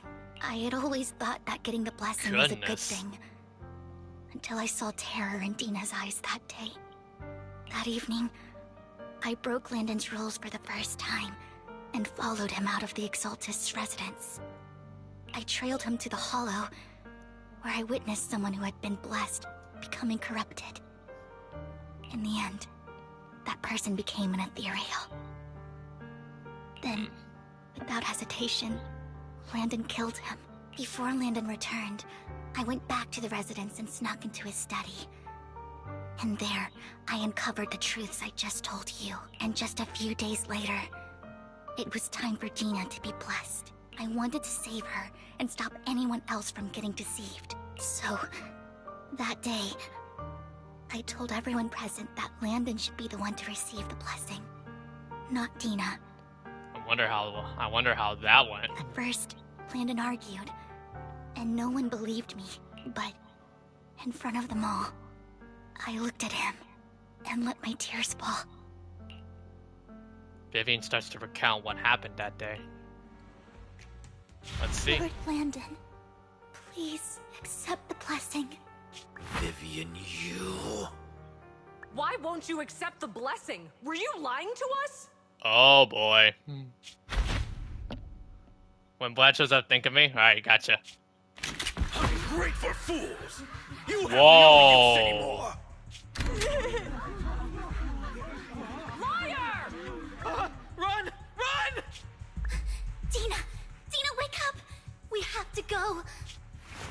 Vivian?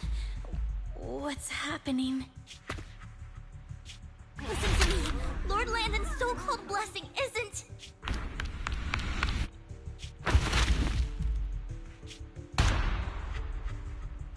Father! Oh, that shot him in the heart? Oh no. No, I was just... Mom, I want to go home. And in an act of self-defense, a lot of alliances were shattered. It's got nothing to do with us. This is just what happens when you don't accept the blessing. Vivian, was this you? Tina, I just didn't want you to accept the blessing.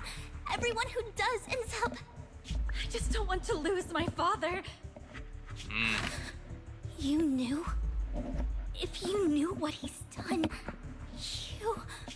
He's my father. He's all I have.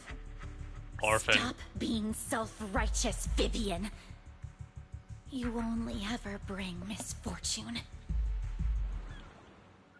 Her voice trembles as she shares her past stories. I thought once Landon was gone, Dina would leave the Exaltists. I never expected her to continue his research, or that Camille would stay. Camille lost her entire family in a hollow disaster, so she's always supported the Exaltists. She's not a bad person. She's just someone searching for hope.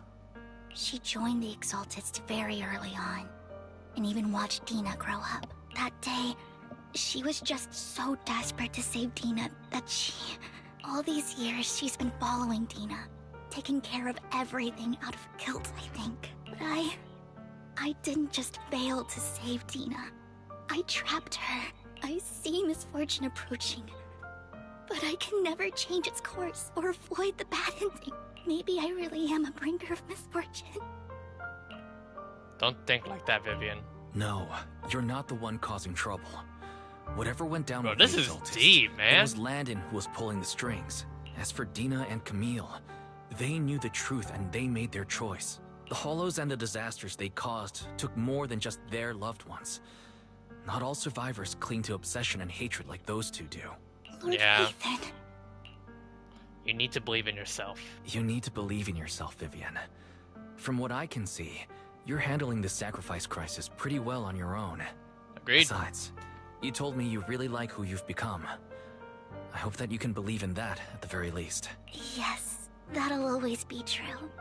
Thank you for listening to my story today. Years have gone by, but I've never had the courage to face all this.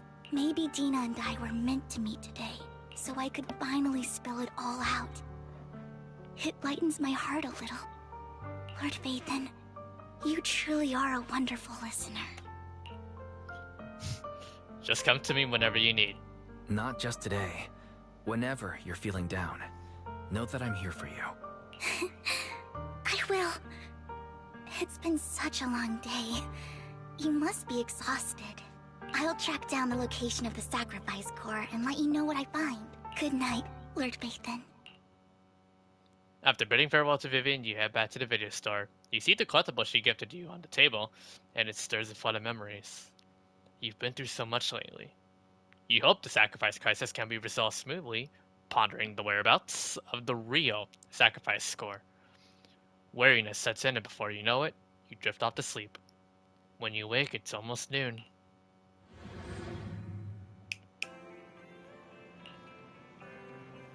Right here. Did she need something? The sacrifice core. Yep. If you can get the footage, you may gain new clues. Head to Lumina Gallery to meet up. Alright, let's go. Let's keep moving. Earlier, Vivian exchanged information with an acquaintance in the auction house's lounge. Shaw, I didn't expect you to be working here. Perfect. I was just covering someone's shift. The screening here is super strict, and I was afraid the supervisor would realize I was new and subbing for someone, so I hid in the control room during the supervisor's inspection. So I happened to bump into this guy, a blonde man wearing a Wait hat, a minute. and No, he there's was no checking way. some footage. Then he logged that footage into the tape he brought. Later, I found that part of the footage had been wiped. Oh. Blonde, wearing a hat. Could it be Hugo? Do you know him? I think it's him. If it were Hugo... I'm calling tab on I stream know where right he would now. hide the tape. Thank you, Shaw. You were a big help. Great! You also helped me a lot when I started working. I used to make mistakes all the time. If it weren't for you cleaning up my messes, I would have been fired ages ago. So I'm happy I could help you too. All right, go ahead and do what you need to do. We'll catch up another time. Okay. Vivian leaves the lounge. Someone I used to work part-time with just so happens to be covering a shift. Hugo once took some footage away with him. He was planning something, so he hid the footage. How? Mockingbird, right? We couldn't use communicators.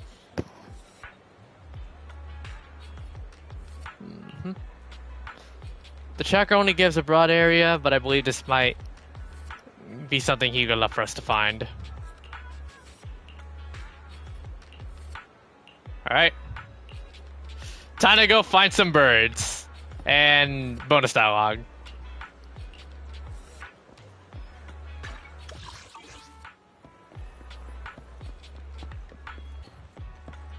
Penguin Boo.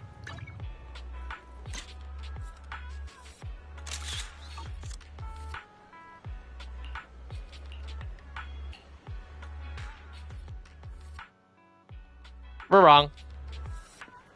So it's not the Penguin Boo. Crud. Maybe something a little bit more secretive. Oh, found it. Yo. Black crows in a dark alley. She's a bit cliche, but this is a really good place to hide something. That's the one.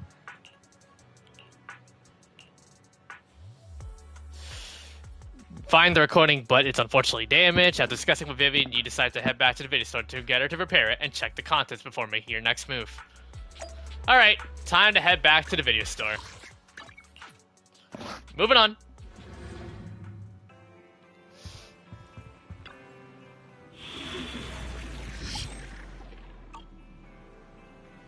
Various current reported data. Yeah, I forgot to talk to the... A conversation between Hugo and Camille. Oh no. If I'm not mistaken, you and Vivian share the same goal.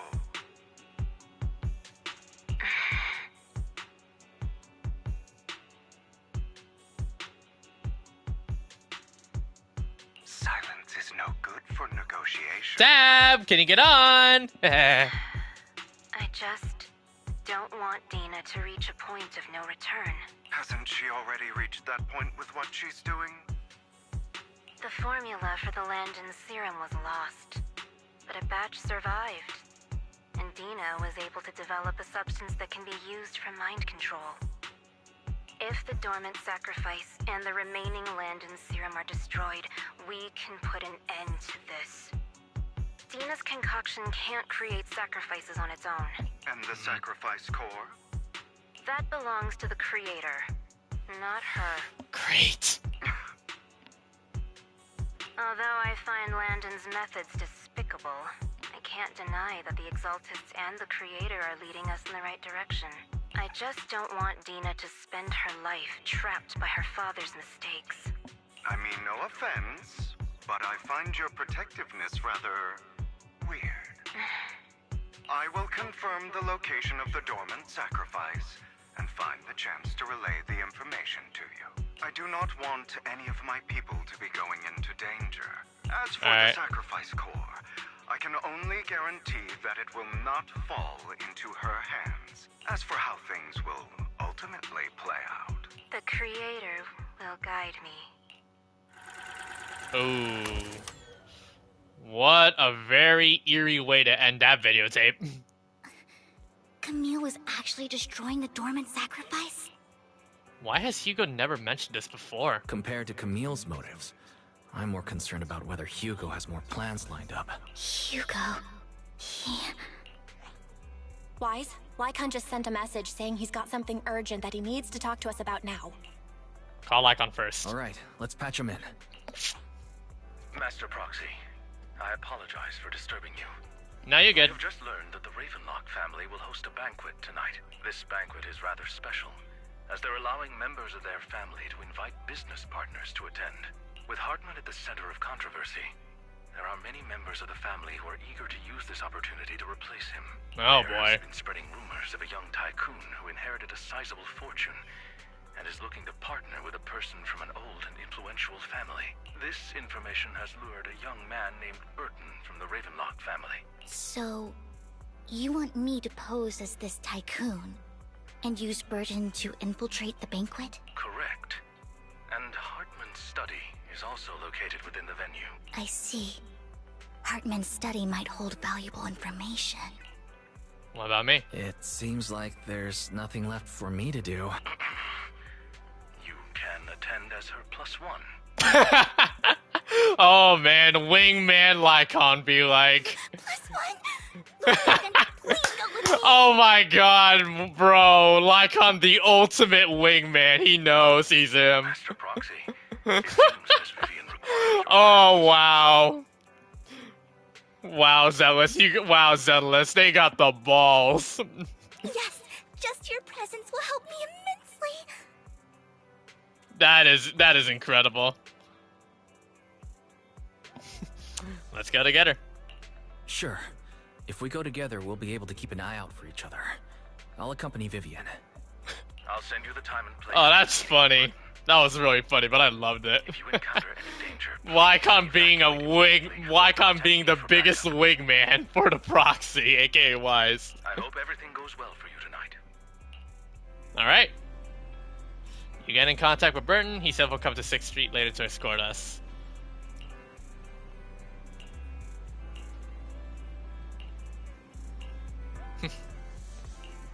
And let's watch. You do some last-minute studying on the etiquette expected at a formal banquet for your mission that night. Before you know it, evening has arrived. Let's do it. Heads up first. After 5 minutes, just sending the message saying all is good. Let's go meet up. So we're heading outside. Coming up.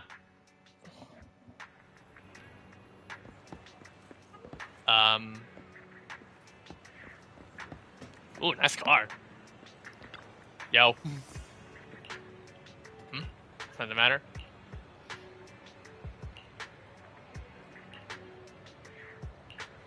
Of course not. I'll take a speedboat to the okay. Miss Banshee, Ooh. I believe I've shown you my sincerity. Now how about you? Sincerity? My presence here is a show of sincerity. If we're to work together, Miss Banshee, you should drop your pretentious act. I am well aware of the ways of the Ravenlock family. If I were to come empty-handed, I probably wouldn't even be able to make it out the front door tonight. Since I agreed to come with you, and even brought along my most precious companion, does that not show my deepest sincerity? No need for such an off-color joke. Our door is always open for those coming or going. We both know what's what, so let's cut the small talk. I know far more about how the Ravenlock family made their fortune than most here. I am also well aware of why Hartman, despite such a massive scandal, still remains in power. Oh? Do tell. Exaltists, blessing, sacrifice, Landon. Where would you like me to start? How did you know that? No, who are you? Don't be so tense. If I'm not mistaken, it's about time the banquet began. My companion and I are practically famished. Is this how you treat your guests? By letting them starve? Perhaps when we've had our fill, we'll remember where the sacrifice is hidden. You know where the sacrifice is? So, can we go get something to eat now? And I'm also looking forward to receiving a special dessert from you. We can discuss what you wish to know while we enjoy dessert. Of course.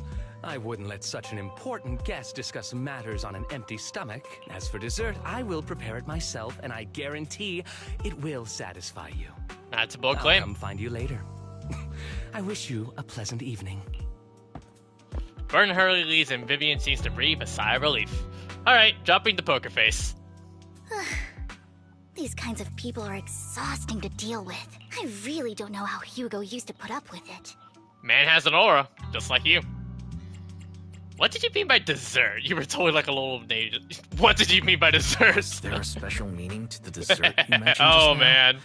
I thought he'd stay for longer, but he left once you said that. Hugo taught me that bringing up dessert in such situations is a way of telling the other party they Oh, need to okay. offer more. Fortunately, that old fox Hartman is terrified of losing power. He's definitely keeping the destruction of the sacrifice and the fact that the sacrifice core is fake hidden from the other family members. Otherwise, Burton wouldn't have been so willing to raise his offer. Lord Phaethon, let's find Hartman's study when the banquet is at its busiest. Alright, stick to the plan. Alright, I've already taken note of the surrounding terrain. Once more people arrive, we'll enter the garden through the door in the corner of the banquet hall. Wherever you go, I'll follow, Lord Phaethon. And according to this plan, you head deep into the manor after sneaking out of the banquet hall with Vivian.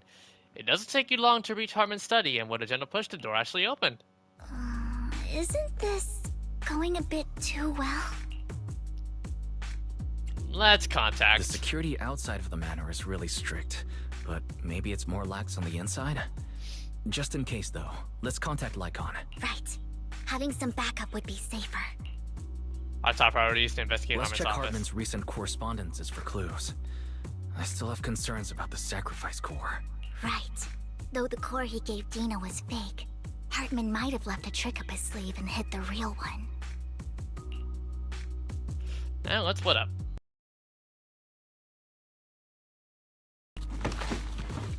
You and Vivian, but nothing.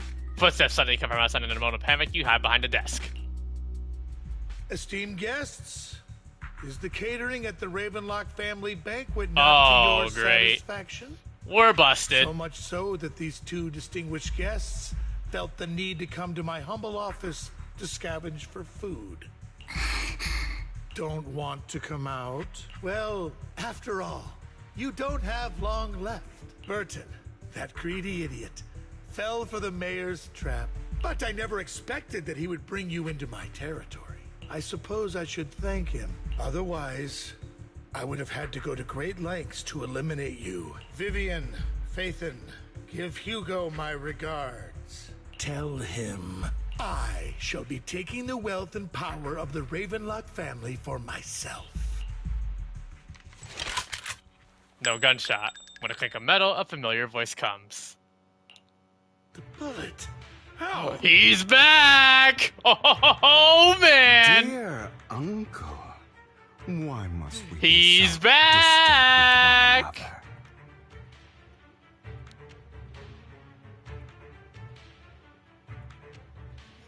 You can just tell me what you want to say directly. Hugo! Impossible! You're... Uncle, you must know a Ravenlock will never stop until they get what they want.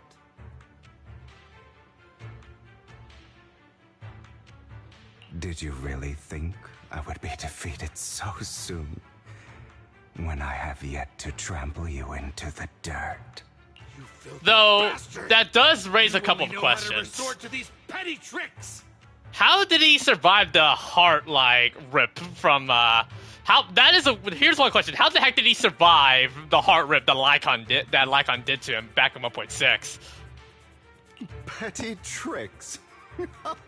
Like, even Lycon verified that he pulled his heart off. Perhaps you'd like to know what I managed to accomplish using this faked death of mine. How?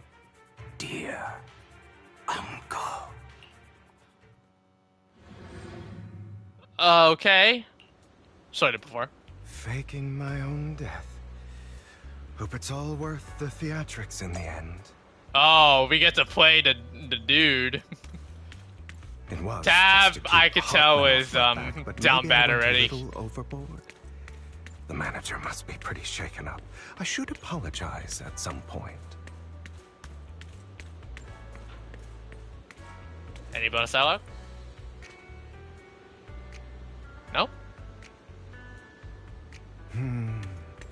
Guess I'll also bring Lycon along. He's my partner in crime, after all.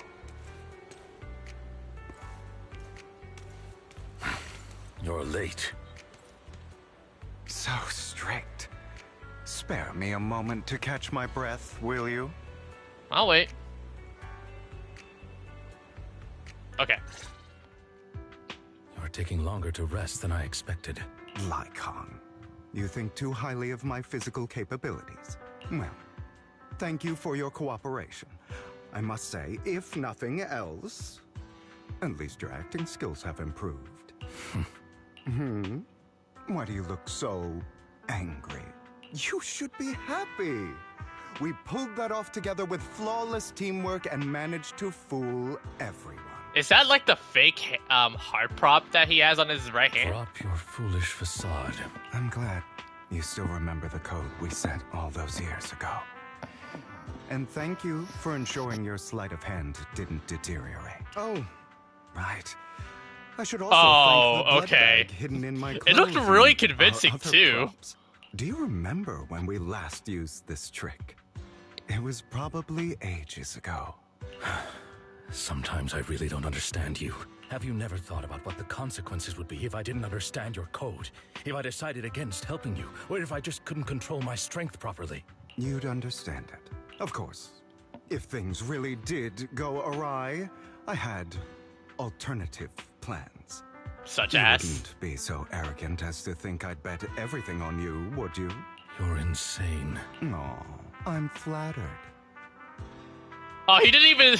That line. Thanks for the compliment was completely ad-lib. This dude meant like, oh, I'm flattered. Damn. Okay. So what exactly is the purpose behind all this? Surely after going to such great lengths to erase your own existence, you don't just plan to hide here and reminisce about the past with me. Don't try to brush this off. I've already helped you enact your plan. Tell me the truth. Don't get your tail in a twist. I have more plans that require your assistance, so naturally I would not hide anything from you. Simply put, as things stand, whether as Hugo Vlad or as Mockingbird, I am doomed to die. What? Seems you've made quite a few enemies. As a member of the Ravenlock family, I negotiated with Edmund and managed to obtain resources from Tops for my future plans. I also confirmed what attitude they held toward your master, the Mayflower family. Meanwhile, I used my identity in Mockingbird to strike a deal with Hartman and gather information on their collaboration with the remnants of the Exaltists. That's where I got my intel on what Bringer left. Oh, by the way, the crime declaration letter that your dear mayor received. Can I go back to town planning? That was also nope. sent by yours. Why don't you play Genshin while you're tuning in on stream? He's probably not that hard, figured really. that out by now, right? Though I'm not sure. Get a second device. He told you. The mayor learned about the sacrifice attacks through his own means, but lacked an opportunity to take action. That warning letter was precisely Why are what he you needed. always in VC, man? Bro, I need to join your chats. I'm left out. You aren't hopeless yet. How delightful. In short, I'm more well-informed than your lot because I get around, dealing with all these different important figures. But of course, it comes at a cost. Its own. Oh yeah, Tab. You know about your profile pic if on YouTube? Oh, they play Minecraft. Okay. You know the one. Another thing I realized about your profile pic. Guess whose birthday's coming up next? In how many days?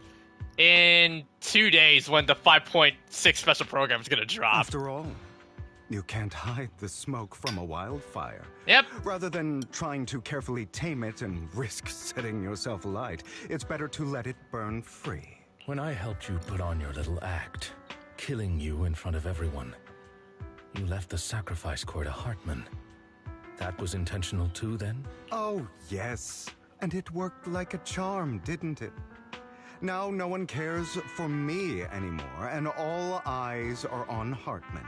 A perfect situation for keeping the Ravenlock family in check while dealing a cutting blow to the Exaltists behind them. Another crucial point is Vivian and Phaethon. I must sever any ties they have with me or Mockingbird. Although I feel bad for Phaethon about what happened, but it had to be done. That's the only way they would be safe, allowing the plan to continue. I noticed that you never turned your blade toward Master Proxy. So, those words you said back then were also... I will bloody my hands. I will carry the weight of my sins. I will become the Abyss. Obviously, it was all an act. My acting has always been impeccable, as you know. Hugo, you're taking such a tremendous risk. Why? Why? Would you believe me if I said it's for justice? But unfortunately, it's not. I want revenge on the Ravenlock family. And I will make sure that despicable excuse for a human being, Hartman, suffers a slow, torturous end. Of course.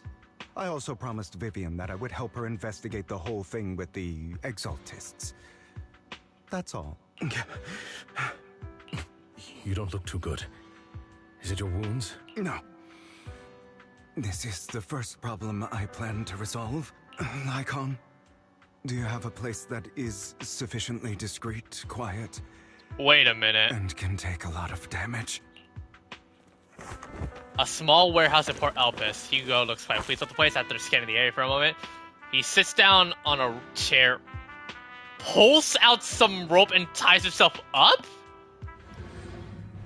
Is he secretly stuck in bondage? Don't look at me like that. If I didn't have to Tab, do you might this, need to tune in. I know you've already did the story, but like... Hartman recently obtained a bizarre this is substance, surprising most to likely me. From those crazy Exaltists. After use, it allows control of the victim's mind. Oh, I get it. You were dosed with it. Yep, he was unfortunately a victim with that. Be more precise, Lycon. I deliberately allowed Hartman to put this drug in my cup to facilitate our previous collaboration. He tells Lycon of what happened in the private suite when he was negotiating with Hartman. The only reason Hartman agreed to work with him was because of this. Because he had drugged that red liquid.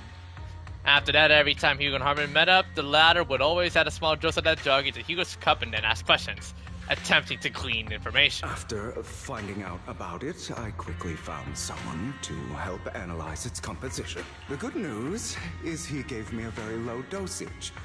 Perhaps because he was afraid I might notice. There's a different medication that can delay its onset, preventing me from actually being under his control. I simply need to put on a show in front of my dear uncle. The bad news is that currently there is no antidote. When I delay those effects, however, they will accumulate and erupt when my body reaches its limit. It may even break my mind, and that's exactly what's happening now. I need to endure those accumulated consequences. So, I will lock myself in this room for however long that takes. I've tied my limbs to prevent me from smashing this place or accidentally hurting myself. Anyway, after you leave, do not open this door, no matter what you hear. I recommend seeking professional medical assistance. This is Hugo. received from a doctor. Who's the doctor? Dr. Baiju? Or are you saying you don't believe I can? Sorry. I couldn't resist saying that because their voices sound so similar, Dr. Baiju and Hugo. Some might say it's the same voice actor, I don't know. So, come find me here at the scheduled time. All you need to do is smile and await my victory. What if I want to stop you? You know you won't succeed. You never have. And you never will. Well, time is short. Let's begin. I understand. Don't die, you stupid bastard. Damn right. After who knows how long, after enduring seemingly endless pain, Hugo finally awakens. The ropes that bound him had come undone, though he didn't know when that happened. Hugo checked himself over. Thankfully, he hadn't injured himself that badly while he was going crazy. Straightens out his attire and ties himself up, then opens the warehouse door. Is this? Oh man. Because the side effects haven't worn off yet. Oh man. Trippy. Lycon's late. I'm surprised. Or is something wrong with time itself? Can I move? Looks like someone's over there. Might as well go ask. Robin, the Bang Boo.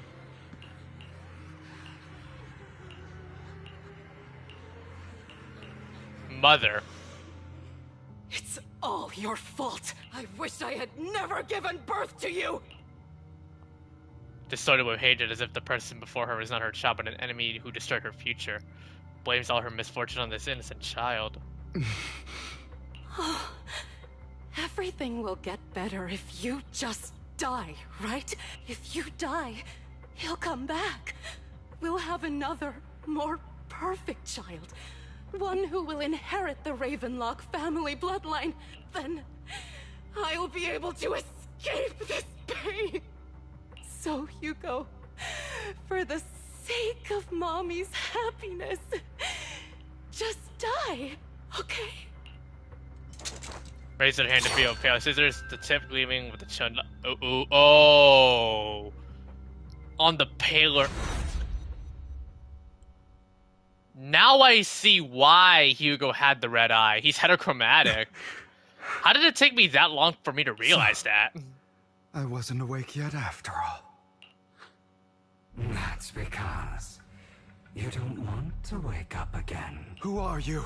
I am you. Hidden deep within your heart. Your most true self. You want to kill her, don't you?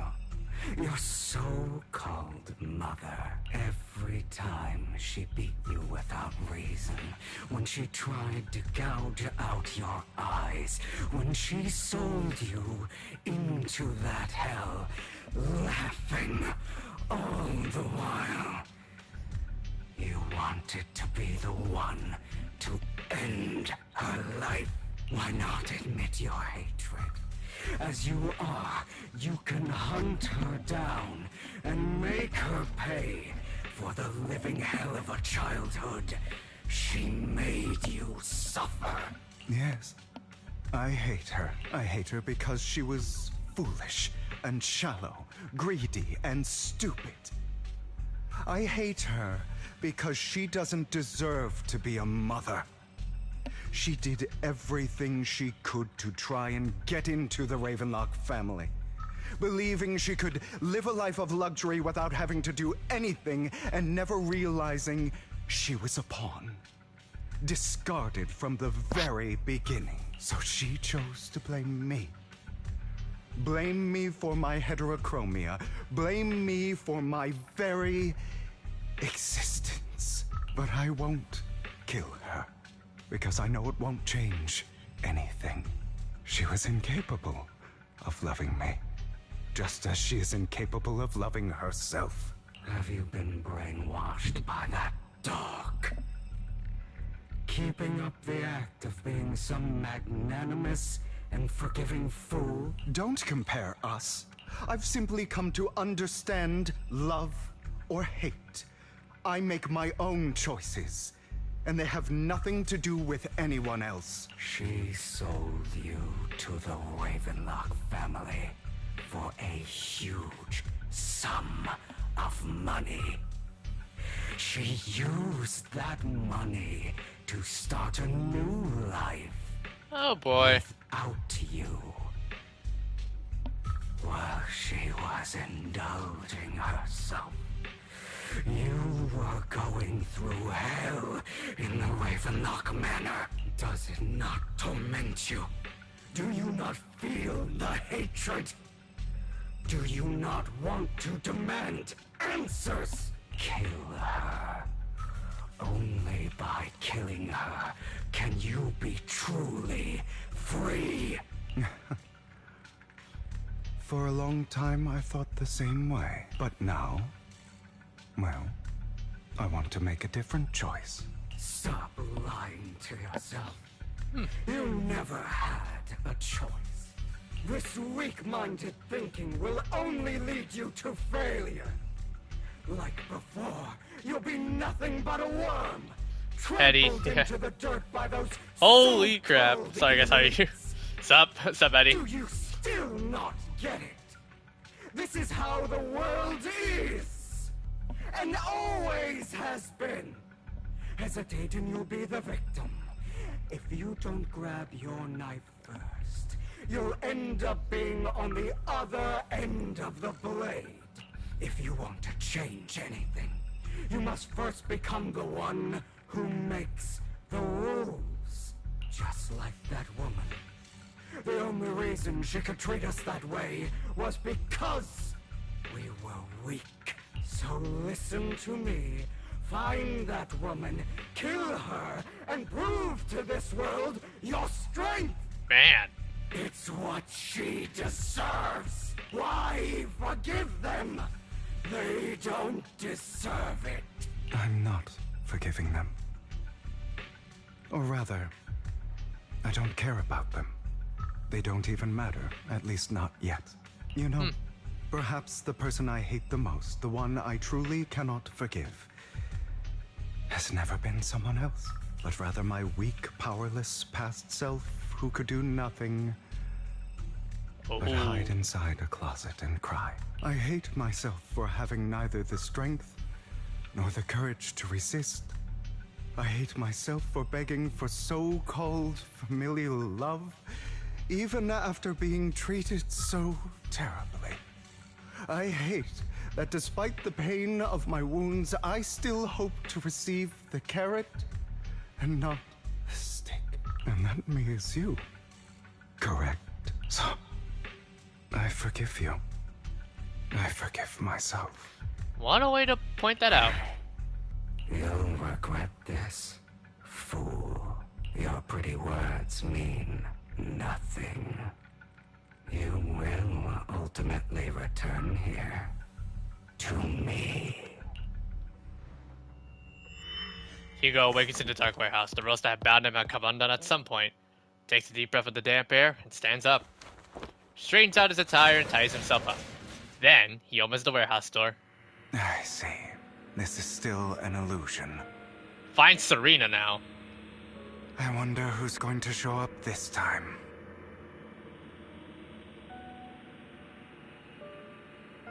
Let's go find it. Brother! Hugo, let's play hide and seek. I'm already hiding. You'll find me, right? Like you always do. Serena. Oh no.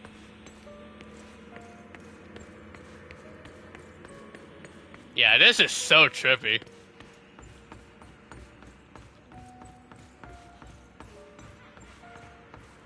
Is that a... in the wrong place. that a teddy bear? Oh, it is. I found an even better hiding spot this time. Harder to find than any place you showed me.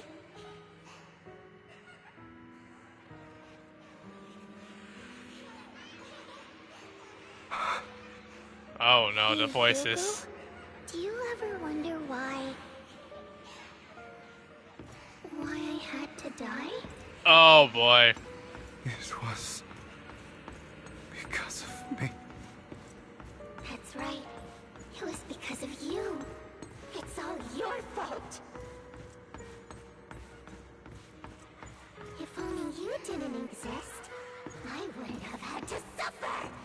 Oh man.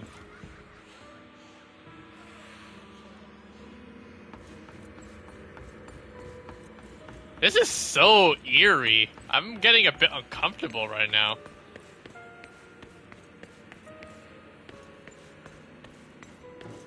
Oh no, another one? Still looking in the wrong spot. The teddy bear looks like it's in even worse condition like before. You still haven't found me after all this time.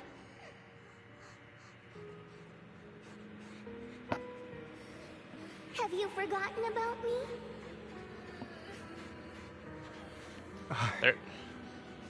I haven't forgotten. Now it's changing from laughs to tears. I'll forgive you. I'll still be nice to you, just like before.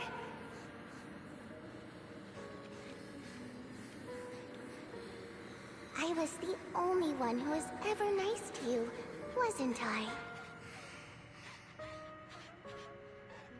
Yes. Then tell me, why do good people always suffer?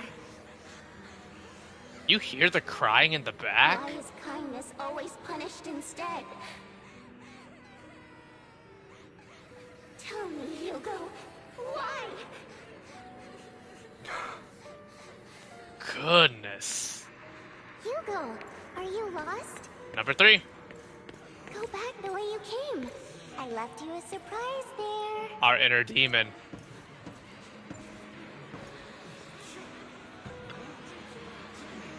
What a cruel bleep. I suspected of a disgusting bleep. Lady Serena was so nice to him, yet he... How does he still have the nerve to stay in this house? They shouldn't have let him from the start. Filthy lowly blood. Curses and insults encircle Hugo, piercing his skin like frozen knives. The mockery and rage from a wave that crashes through him, threatening to drown him.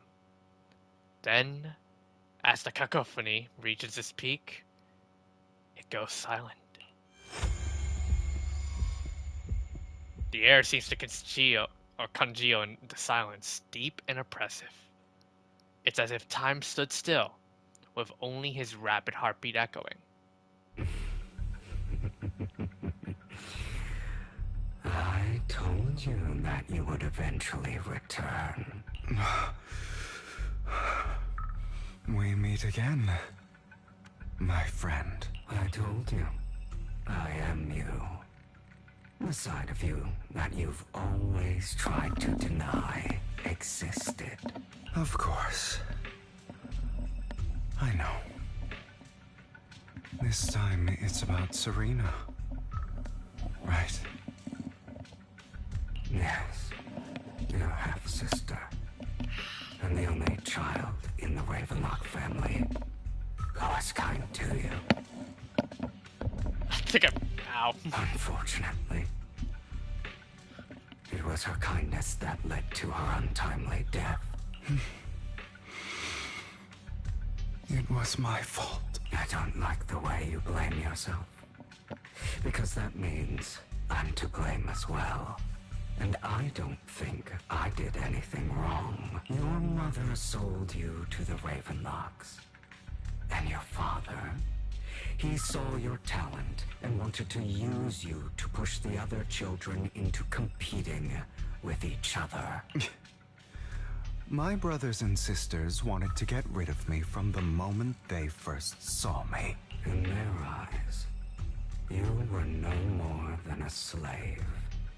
But Serena dared to treat you, a slave, as if Waiting you were for Black human. cutscene. And so, she was fated to die. They tried to kill me many times, but I was careful, and they did not succeed. So they killed Serena, who was weaker, an easier target, and pinned everything on you. Serena died in your place. Those cruel brats thought that by reporting this to Father, they could use it to get rid of you, a rival who threatened their positions. Yet, not only did Father not blame you for the incident, he praised you for it. In this world, only the ruthless, aggression. cruel, and merciless can stand at the top. And that's exactly what you managed to live up to. No, you found a perfect opportunity thereafter to catch the ringleader of the group who framed you and almost beat him to death.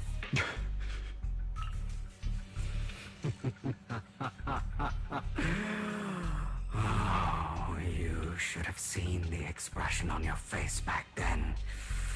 Oh, crazed and manic with utmost delight. I don't remember that. Seemingly unsatisfied with his answer, the inner demon transforms into him again. Oh boy. Oh boy. Trying to deny your desires.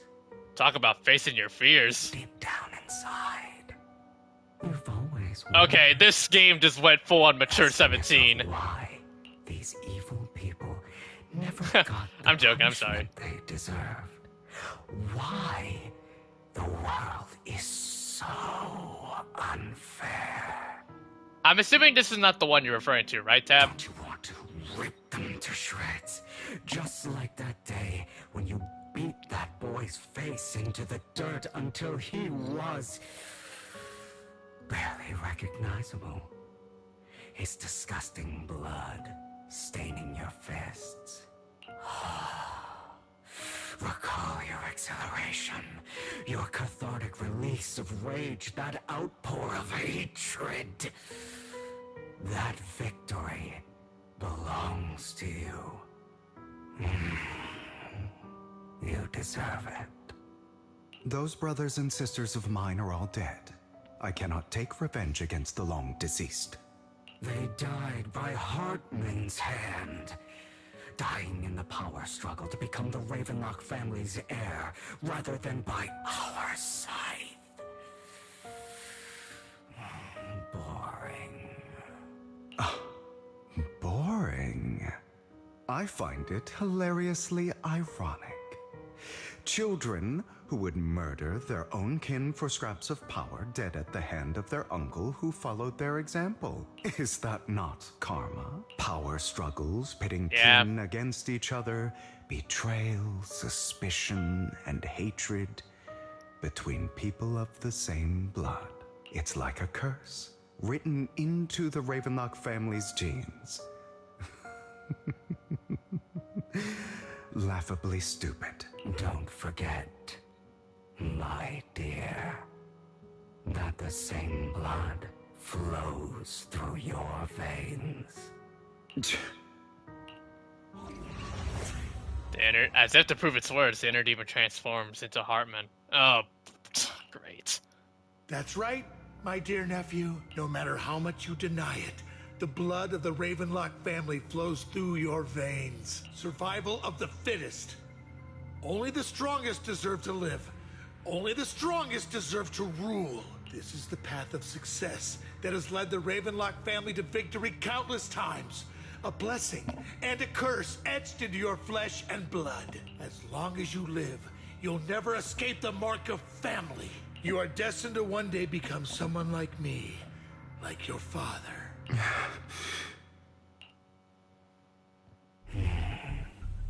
Is that fear I sense? I can see you trembling. Why does the Ravenlock bloodline terrify you so? I won't become like my father. Never. You won't become a failure like him. So relax. Our power eclipses him, and so does our ambition. So do not deny your own desires. Do not resist your own ambition. This is the talent you were born with. The best gift fate has ever given you. Admit it. Deep within your heart lies a spark, yearning to ignite a raging inferno that will burn everything down. And I am that spark. Hugo awakens in the dark warehouse. The roast that bound him might come undone at some point. Takes a deep breath of the damp air and stands up. Straightens out his attire and ties himself up. Opens the warehouse door. Oh god, don't tell me this is strike 3. My god. Yep, strike 3 now. Never thought I'd be this genuinely thankful to see you.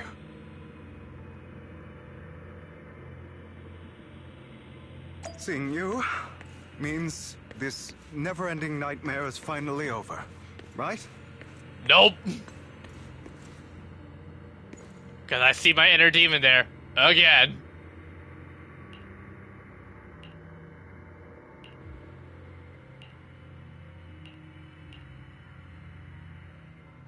I don't want to hear something like that from you. You have no idea what that man, my father, is really like. A person who stops at nothing for their own interests and ambitions.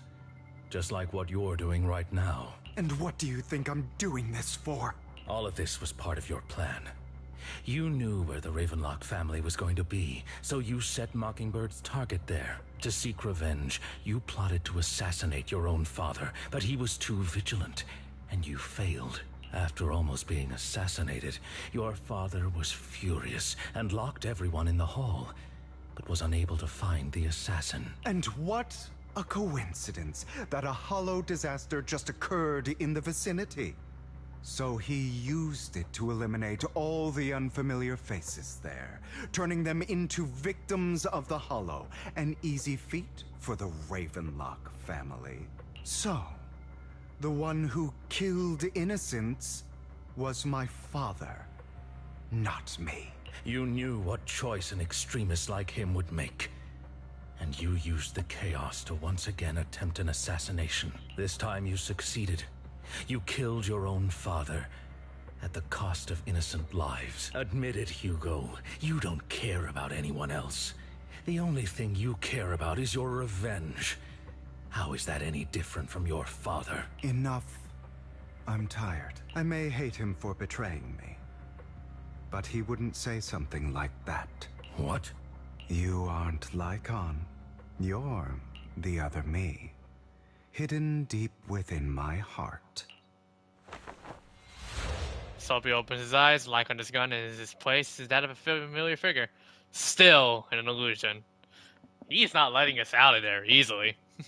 I've been waiting for you, my dear. It seems you've already grown accustomed to this place, even turning the tables on me. Just as you said, you are me, and I am you. There's no such thing as having an advantage over oneself. We are ultimately one and the same. Forever inseparable.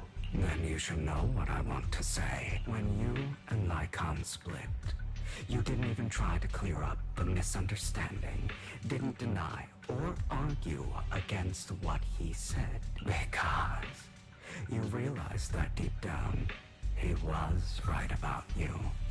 You just hadn't acted on it yet. Some people live only to bring more suffering into this world. Sometimes, murder is what brings justice back into this world. For that, I must stain these hands in blood. That's right. Just like what you said before you faked your death.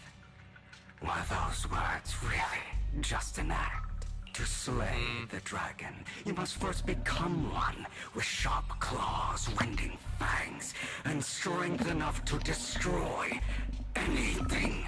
You know the truth better than anyone.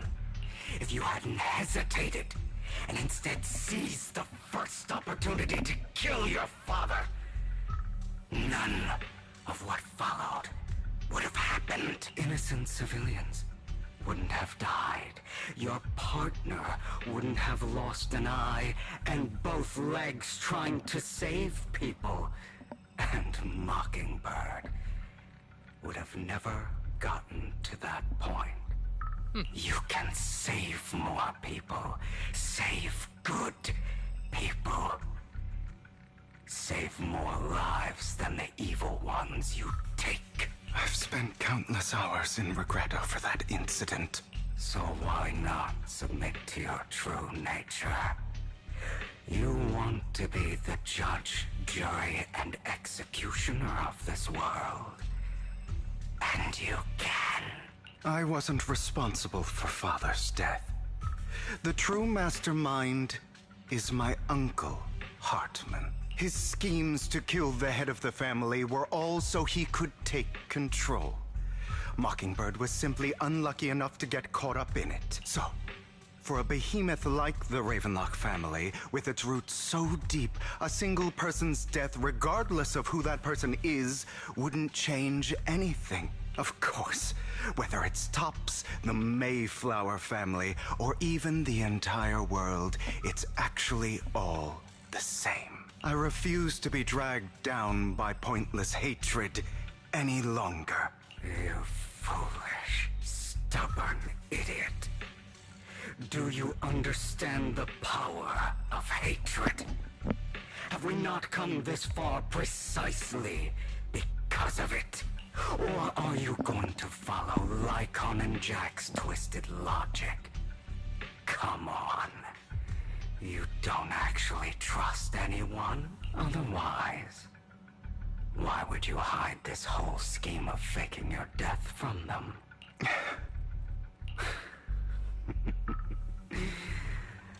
You've built an impenetrable wall around your heart, Excuse me. keeping everyone out. Of course you are right to do so. No one in this world can be trusted. Always. All you'll receive is hatred from your own blood and no love. Suspicion from your companions, and betrayal that comes all too easily. But the most ridiculous thing is that you want them to trust you. You stay silent and long for them to notice your suffering. You yearn for your companion's understanding and trust. Idiot. That's why you are incapable of exploiting them for your own ends. You care about their safety even more than your own. But remember, only the weak need companions. And we are children born from hatred. We are different from them. I will never be like them. And I don't need to be. Come. Let me show you what powers we can wield. But you are me, and I'll never lose to myself. That is a lot to take in. Oh, man.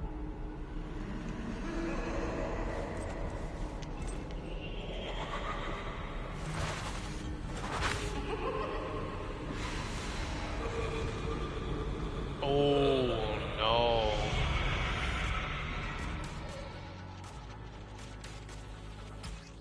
Take control of Hugo for a short period of time before his banner arrives. When an EX special attack or ultimate hits a stun enemy, the totalize effect is triggered.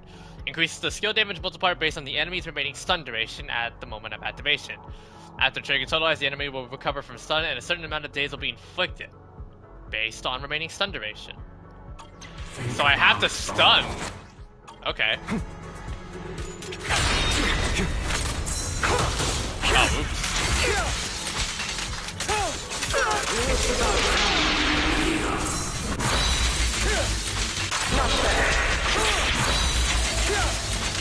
Gotta lock in.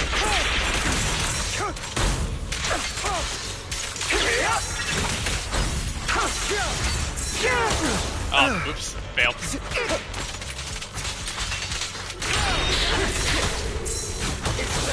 Okay.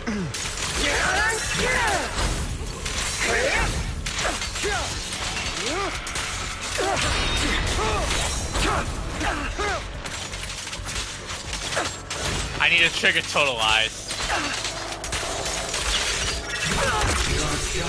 Oh, wow.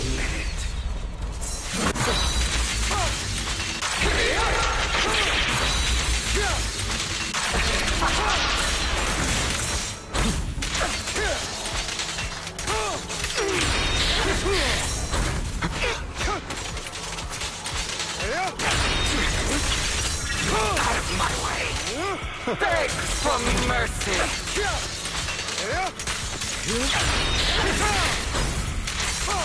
Is that all? Oops. Out of my way! You're too scared to face your truth. So you just automatically end the stun period, but you gain a massive amount of damage in return. Okay. That's an interesting style too. That you can actually end the days really early. Interesting. All right, now we can try ultimate. Now we can try ultimate. Is that all? Alright, here we go. Prepare to kneel before me. Are you trying to kill me? You think you can just get rid of me? Without me, you are nothing. For what it's worth, thank you. I like how you can still attack the clone. That's pretty cool. Don't be afraid. You and I are inseparable. You're part of me, just as I am part of you.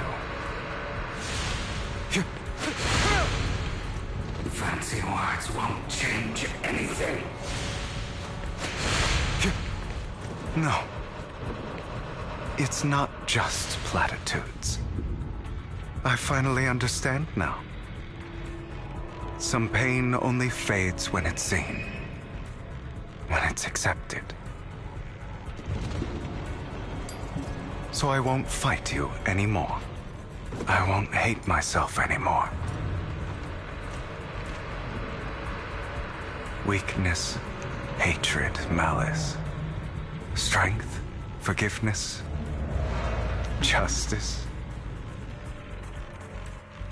They're all part of you. You could have said that final bit, like, fast enough. Wait. It's time to meet up with Lycon.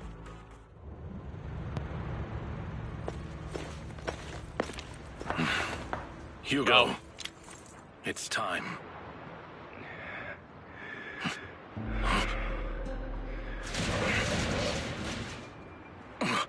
Hugo. Oh, man. Hugo, you... Did I scare you? He's holding a fast one on him. I made it through. I won. He No conquered praise his for me, demons. my dearest partner.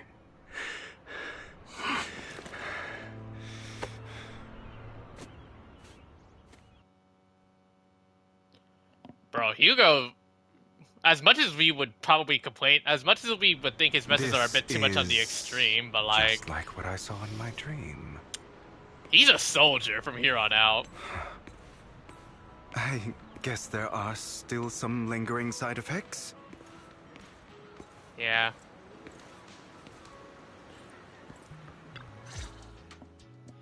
Alright.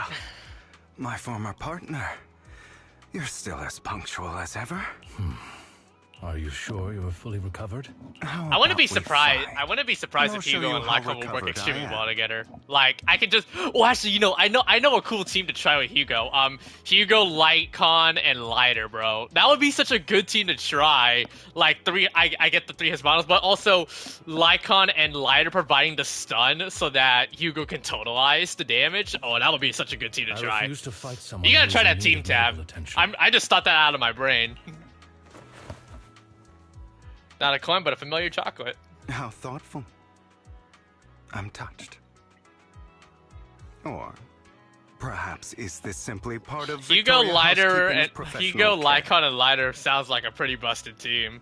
I'd rather you not. The current best in slot team, and it's all his Bondo too, which is kind of nasty too.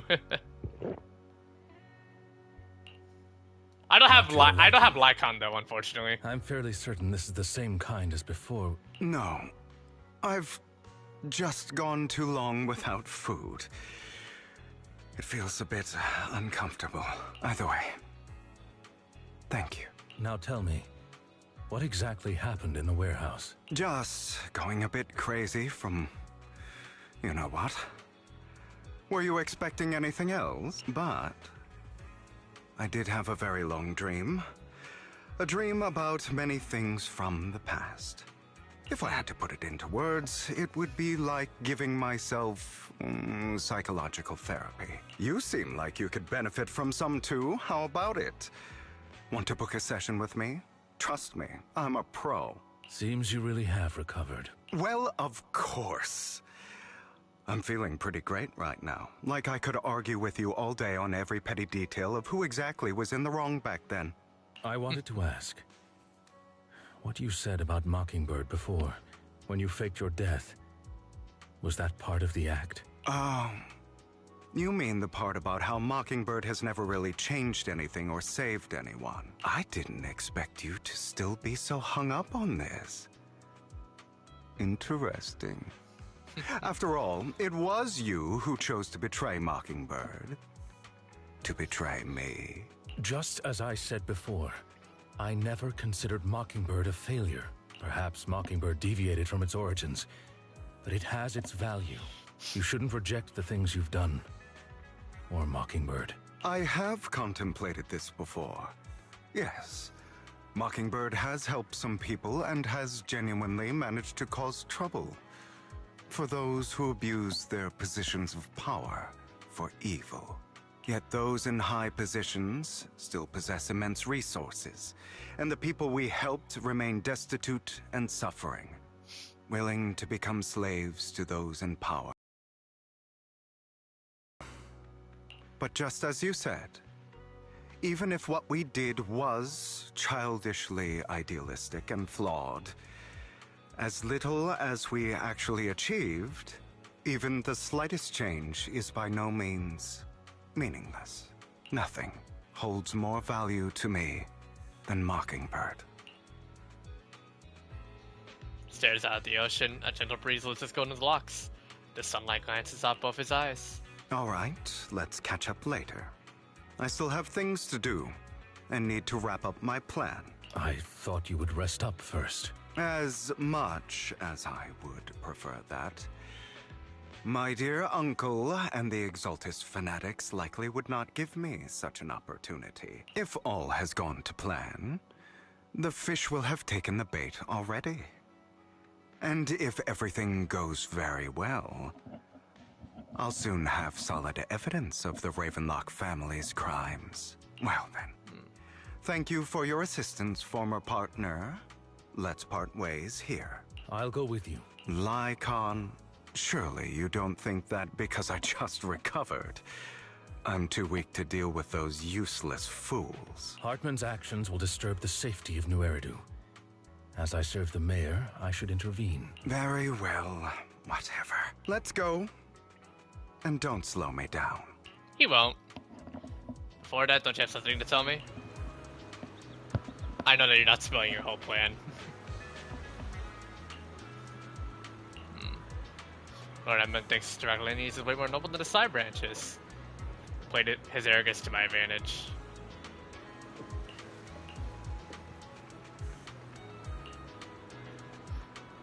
Security there's no joke. Had to leverage toss for some extra intel. Yep. Classic you. I heard that after auction they found a stash of counterfeit Denny's.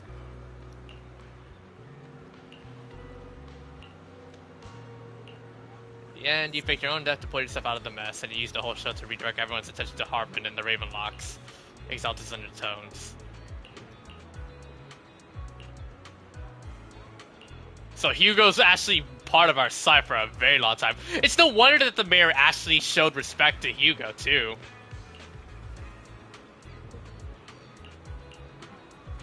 Yeah.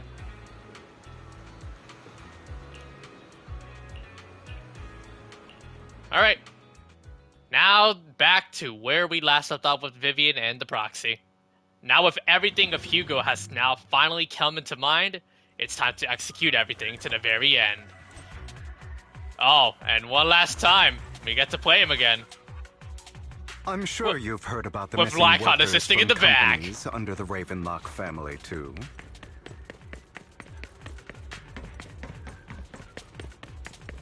Those are Ravenlock's men. The workers with them are the victims who were tricked into going into the Hollow.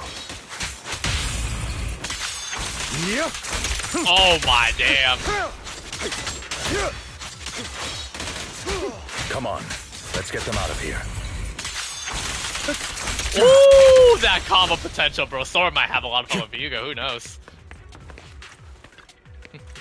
Untie the workers. Trick this into this hollow.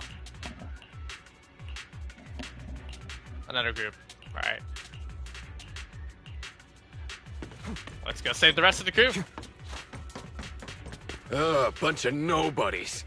Annoying as hell. Kill them! You're welcome to try. He has good AoE too. Hugo actually has really good AoE too. As you wish.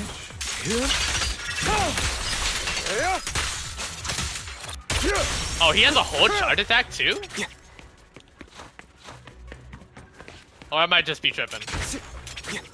Oh, I gotta go to the other side. Okay. More workers here. And quite a lot of them. Give me a sec to get the cargo truck.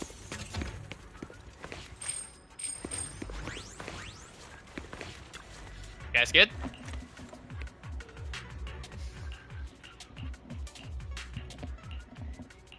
Another batch of workers at the roof. Is Hartman behind this, too? Of course. He threw them into the hollow like offerings for the Exaltists. Look at how high we are in this. To him, those workers are just another resource. Oops. Oh, God. There's more over there. Let's hurry. It's different this time. Don't rush in. Let's listen in on what they're saying first. I still need more direct evidence to ensure the plan is absolutely foolproof. Right, let's see. Let's hear. The compensation you promised. It's all real, right? All we have to do is follow you into the hollow for some simple tasks, and you'll give us a huge sum of dennies. Sounds real suspicious. Shut your trap. You keep yapping and asking questions. If this is all so suspicious, why were you so eager to sign up for it? Because I don't have a choice. My daughter was previously caught in the hollow disaster and suffered severe corruption. The treatment costs have completely drained our family's savings. So that's why... It's the same for me. A serious illness at a senior age. I need the money. Who would risk taking a job like this unless they were desperate? I'll do it. No matter how suspicious. As long as I can get paid, I'll do anything. Even risk my life. Wait, you people from the Ravenlock family, you're part of a big company in Tops. You wouldn't go back on your word, right? Don't worry, you'll get every denny you were promised. But before we start, you all need to take this medicine first. White pills. Bro, should we really be doing this already? These workers keep talking. We're wasting time like this. And the sooner they take it, the sooner it'll be over. Consider it an early release for them. What? You didn't say anything about having to take pills before. Look, this is good stuff, all right? It'll increase your ether aptitude.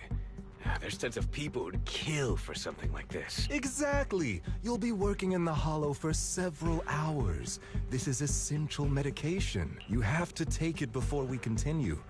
If you refuse, then you can forget about the job. Of course, you won't receive the compensation either. Lycon, what are you doing? Rescuing those workers, of course. There's clearly something off about those pills. We can't let them take them. Now is not the right time. As I said, we need more evidence to ensure the plan works. And as I said many years ago, you can't exploit innocence to achieve your goal. So that's how you see it. If that's not what you want me to think, then explain everything to me. All right. It's a little complicated, but simply put, these workers will be fine. Of course, it's your choice to trust me or not. But if you try to rush in, I will stop you. I trust you. Workers have made the decision, except for the talkative worker. Most of them already saw the pill. That's when the arrogant Ravenlock family member reveals his true nature.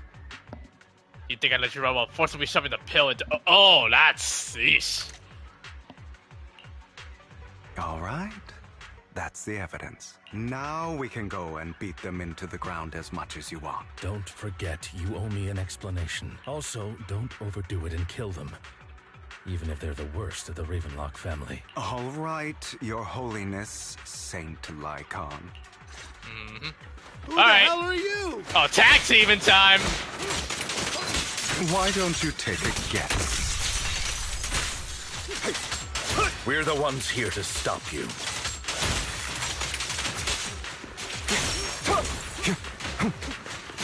Can't remember the last time we worked this well as a team. Your legs, how are they feeling? Oh. I'm fine. To be honest, I think I prefer the way you used to fight. Total eyes. Repent! You had a lot more aggression. Oh, total eyes again. Begin. I've merely learned to control my strength.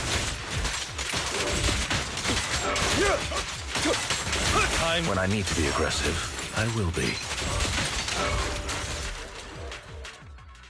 The two defeat the Ravenlock family members. God damn it! Who the hell are you? How dare you mess with the Ravenlock family? Ravenlock. Savor the name while you can, for it will soon cease to exist. What's that supposed to mean? It means exactly what I said. I think this might be good for you. Sever your ties while you can. You still have a chance to walk your own path. The family's honor comes above all else. Is that really what you think? I saw the compassion on your face just now. You're not from the main family, right? That's why you were assigned to these trivial tasks. But in reality, there's no need for you to keep playing this boring game for them. I don't have a choice. From the moment I was born into the Ravenlock family, You always have a choice, if you're willing to act. All right, let's end the small talk here. Ooh, slip shot to the back of the neck. Yeah, that's gonna render them incapacitated. Don't worry, Lycon. I didn't hit them too hard, just enough to keep them quiet. How's that? My acting's pretty good, right? As always, a certain someone. Oh, we should had a take lot some of people behind the lessons from you. scenes. Nice. I'll leave the rest to you then. Okie dokie. The workers carried the Ravenlock family members away. Now only Lycon and Hugo remain.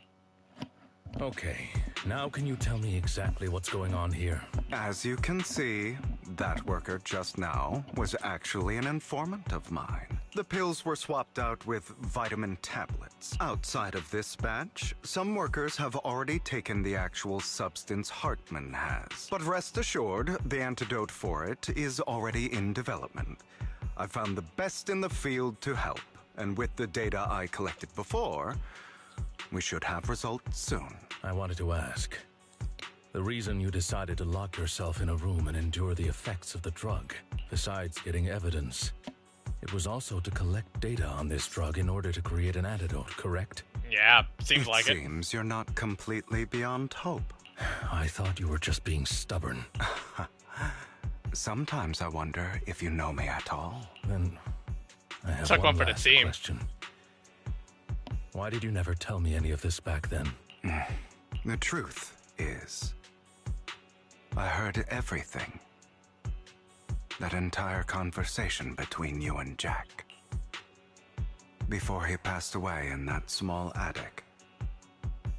When Jack called you aside and gave you those warnings. When he told me you might go down the wrong path? That's right. You never said anything. What would I even do? Scream and rage over your suspicions, or get on my knees and beg for you to trust me? You know there's no way I'd allow myself to do such a thing. Besides, back then, even I was confused about myself.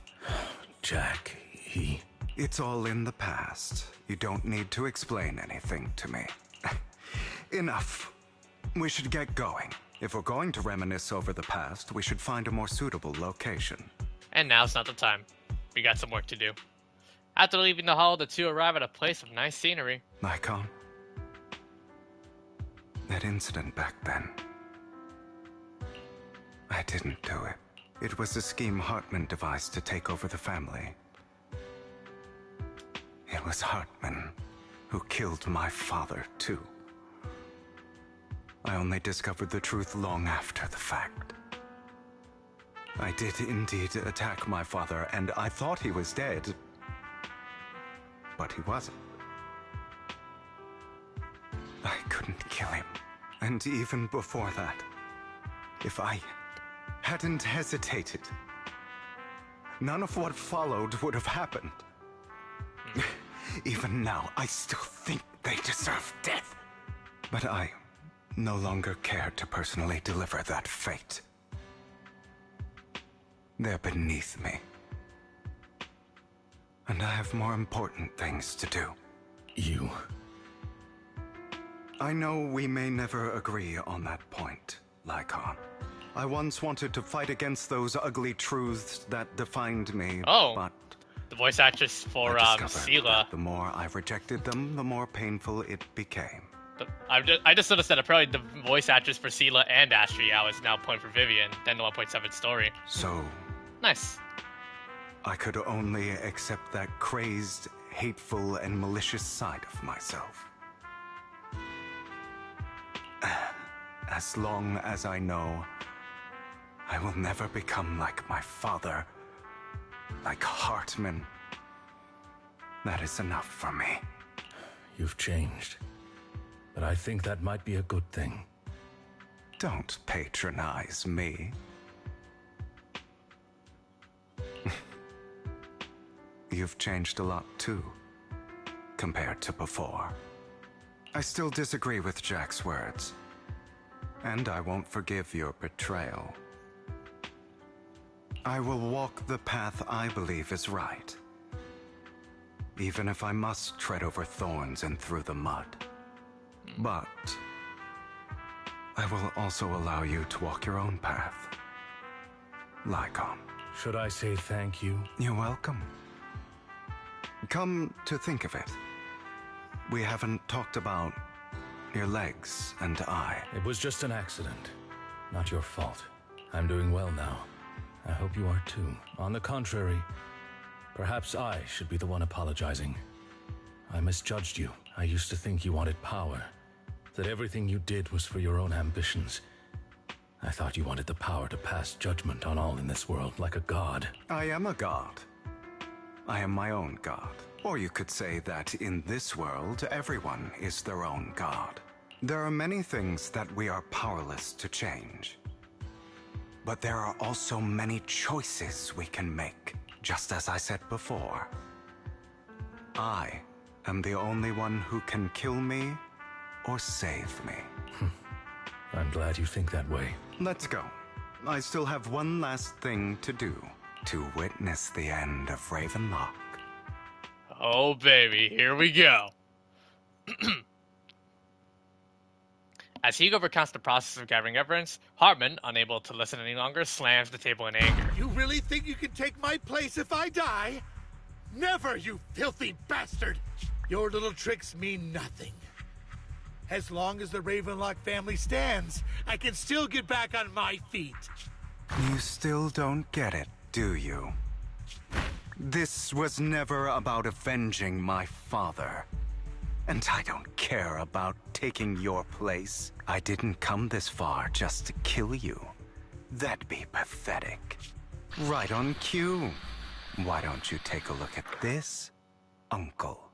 On behalf of Tops, I'd like to clarify that we had no involvement in the Ravenlock family's... Oh, busted! Tops is officially terminating all partnerships with the Ravenlock family, effective immediately. We will have no further affiliation with them. Are you crazy? What the hell do you get out of ruining the Ravenlocks? You want to be a petty thief forever? Thief? Oh, Uncle. Allow me to reintroduce myself. I'm the name people whisper about. The one who robs the rich and gives to the poor. I'm the master con artist who can fool anyone, anytime. I'm the leader of Mockingbird. The one who turns every headline into my own stage. I have friends who'd catch me if I fall, partners who'd shed tears for me, and allies who always have my back. I am Hugo Vlad. You're the one who needs the Ravenlock name. I never did. You ungrateful bastard! You should have never been born. You flatter me. Same goes for you, Uncle. You leave the Ravenlock Manor on Hugo's speedboat. After reaching Port Elpis, you all wait for Lycon to arrive. You've done well, Vivian. You had better give me an explanation. And here I thought this would be a touching reunion. What's with all the anger? Heart attack much? Hugo, I'm a member of Mockingbird too, and I mourned your death. Listen, Vivian. Yeah. I don't want you or the people you cherish to get caught up in danger because of me. I've always been selfish, so I don't hesitate to use you all as variables in my plans. But it is because I am selfish that I also don't that's want another thing my I mentioned, failures to affect my treasured companions. Like, you can tell, like, Hugo really cares for both the proxy and, of course, Vivian, because Vivian's closest to, well, how do I say it? Hugo does treat, like, Vivian as, like, a sister, but he knows, like, what his methods, of, like, completing his objectives are as brutal to the extreme. He doesn't want them to follow his footsteps, yet while he secretly cares for them a lot. In any case, if you were in the same position, would you not make the same decisions? If they were doing the same decisions, they're going into a road that they cannot turn back. Lycon's taking care of everything outside. We should go.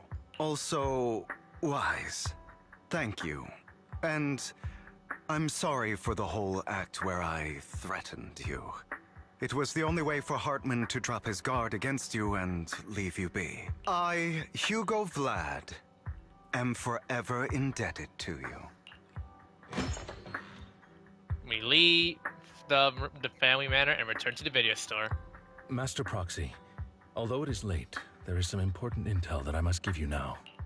So you knew about everything. Did you know about Hugo's plan to fake his death and everything that's been happening, Lycon? I was simply playing along. After all, I could not determine whether Hugo's plan would pose a threat to you. You are a student of the mayor's late friend, and I am obligated to protect you. You still have that habit of finding awkward excuses when you're embarrassed. Mr. Hugo Vlad, if you have any important intelligence to share, please do so with haste. I need to return to rest before midnight. You guys are really close. You two sure are, close.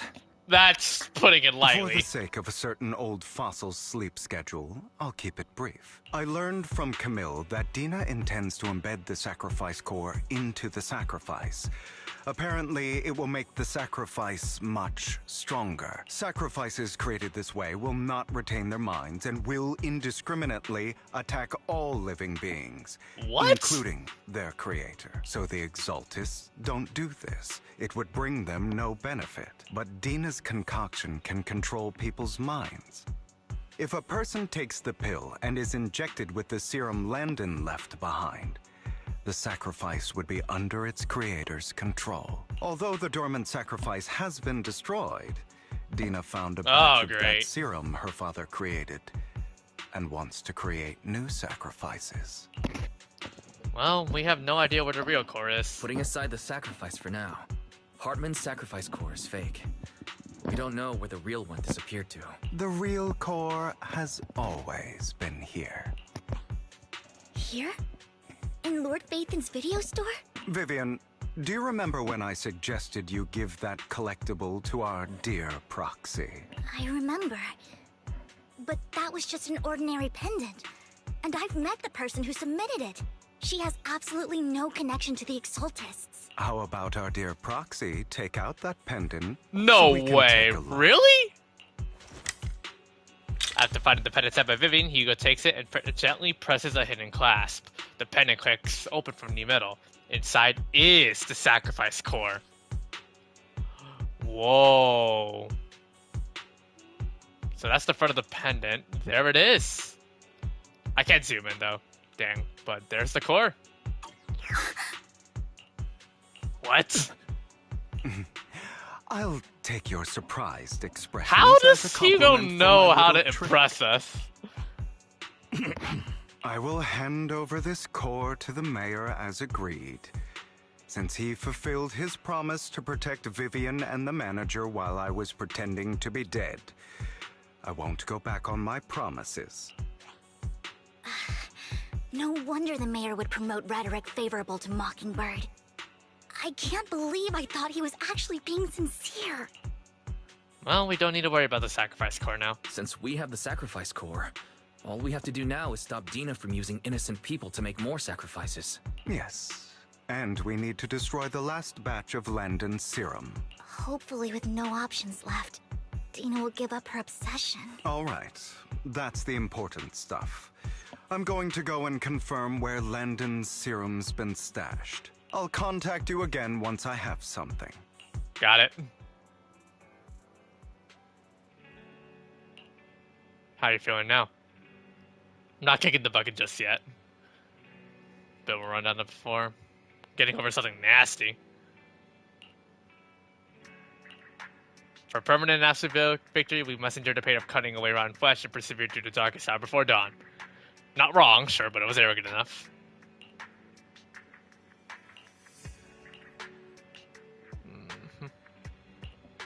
I will. I'll lay it out, I promise. Like on Hugo and Vivian say their goodbye and take off. Back in your room, you drift off to a deep, nice sleep. New progress. Alright. I don't know if this will be the final mission, but how much is my runtime right now? Almost 3 hours, so I think we might probably be getting close, but I think we have one final part ready to go. It's time to put everything to an end. Two Lord Phaeton is leading the way. Dina would have put all the syrup in one place, so we may need to split up. Let's go. So let me guess. Vivian, Lycon, and Hugo as the team. That would be a pretty good team to try.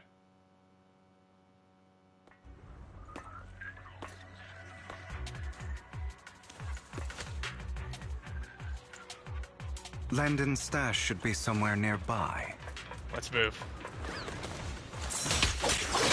I did some digging. Some of the missing workers were brought here too.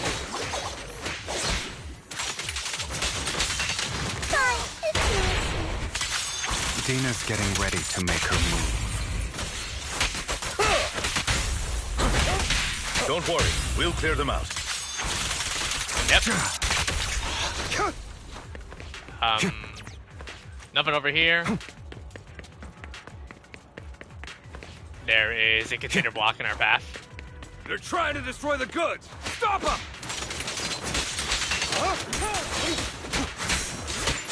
We need to take care of the guards first. Total ice.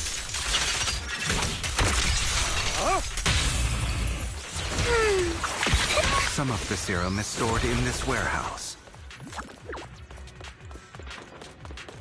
Understood. You're not taking anything from here. Yeah. Hugo, get the guards first. God help me!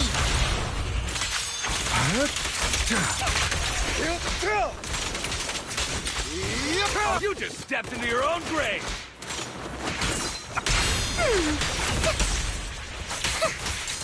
Fools. A boring opponent.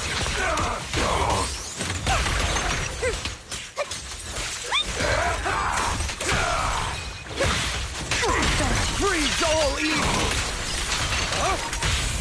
Stay calm now. Tales for the dawn that sets the world alight.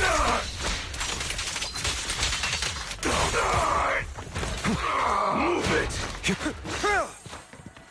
Oh, this is power!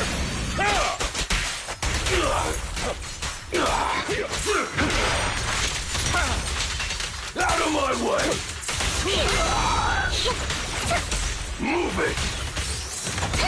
Can't sweat! Stand still.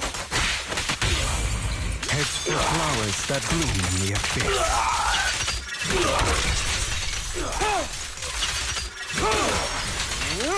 I'll take you.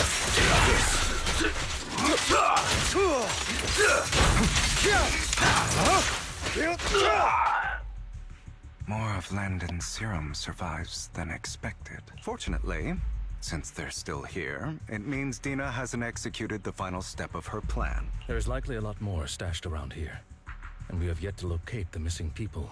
Good Our point. actions here won't go unnoticed. Perhaps they're making plans to deal with us on their side. With Landon and Dina's concoctions combined, she may be capable of creating a sacrifice that obeys her.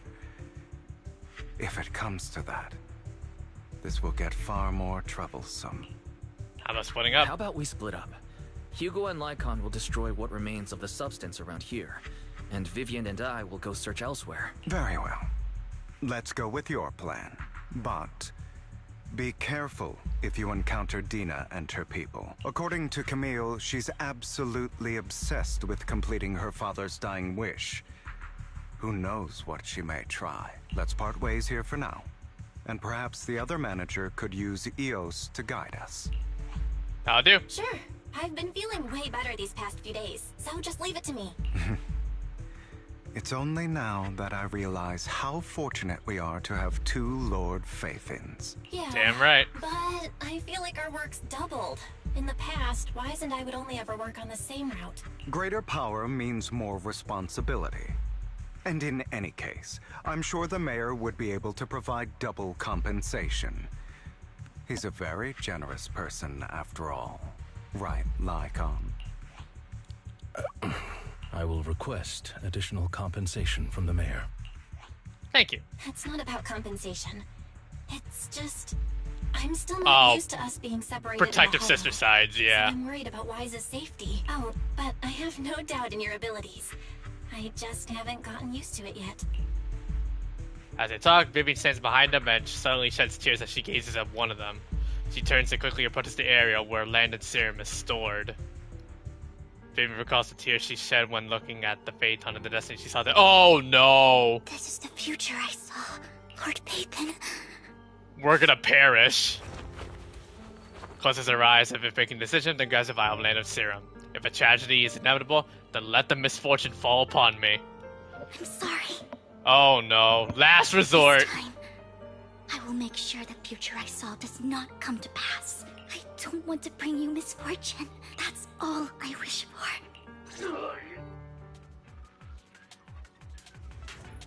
Fool. Vivian's all by herself now.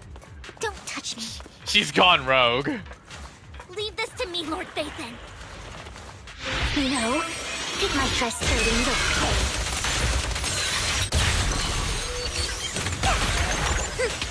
You better not get my dress dirty.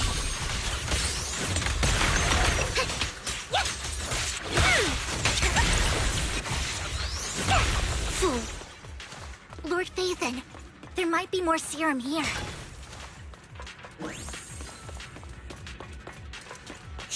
How dare you steal from Lady Dina! I'll try to go easy on you. No promises.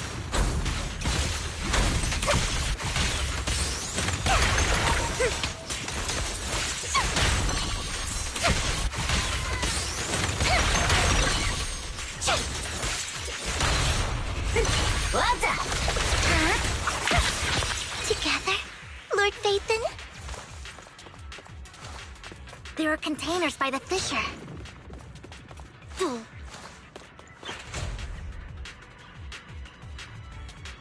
Alright. I'll turn it to cereals.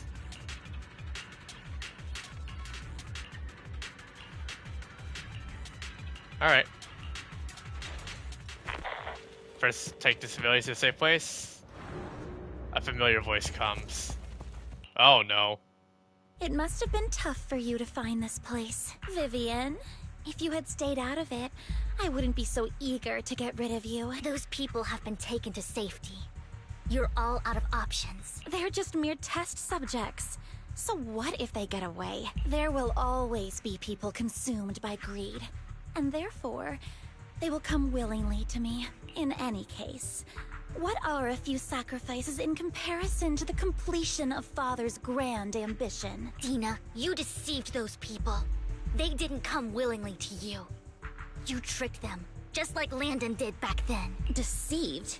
Father gave hope to those who had everything taken from them by the Hollows. Vivian, you once rejoiced at the hope Father offered you, too. Before Father took you in, you were no more than an omen of disaster that no one wanted. It was Father who gave you shelter and a purpose for existing. Do you remember the first time you bestowed a blessing under Father's guidance?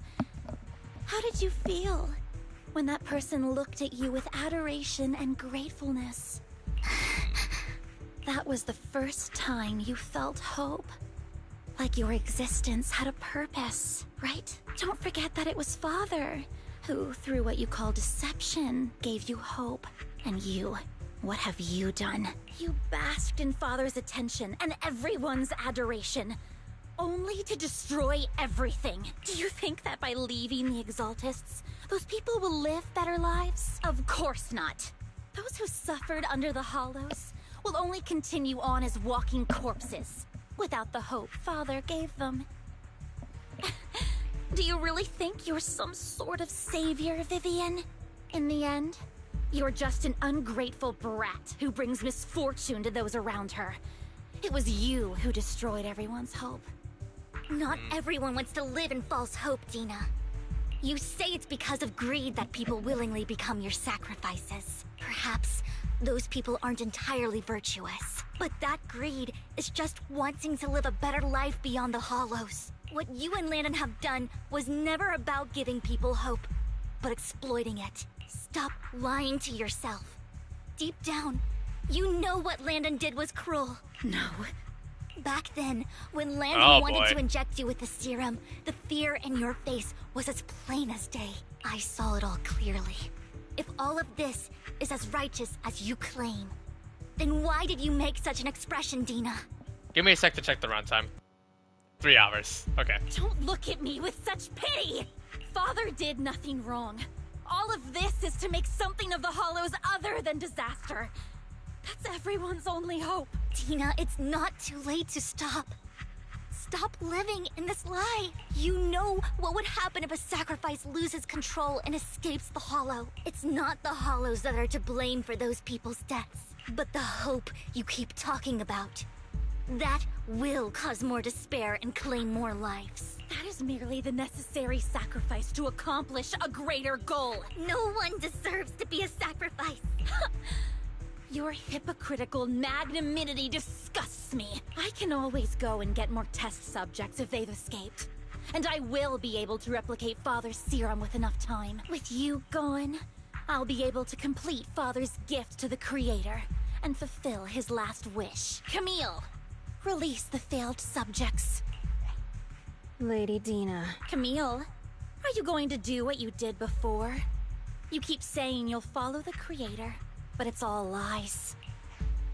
Lady Dina, the Hollows took my family from me. I understand that there's no way to get back what I've lost. It was Lord Landon who told me that the Creator would guide me. One day, Hollows will no longer be disasters. Everyone will be able to survive inside them.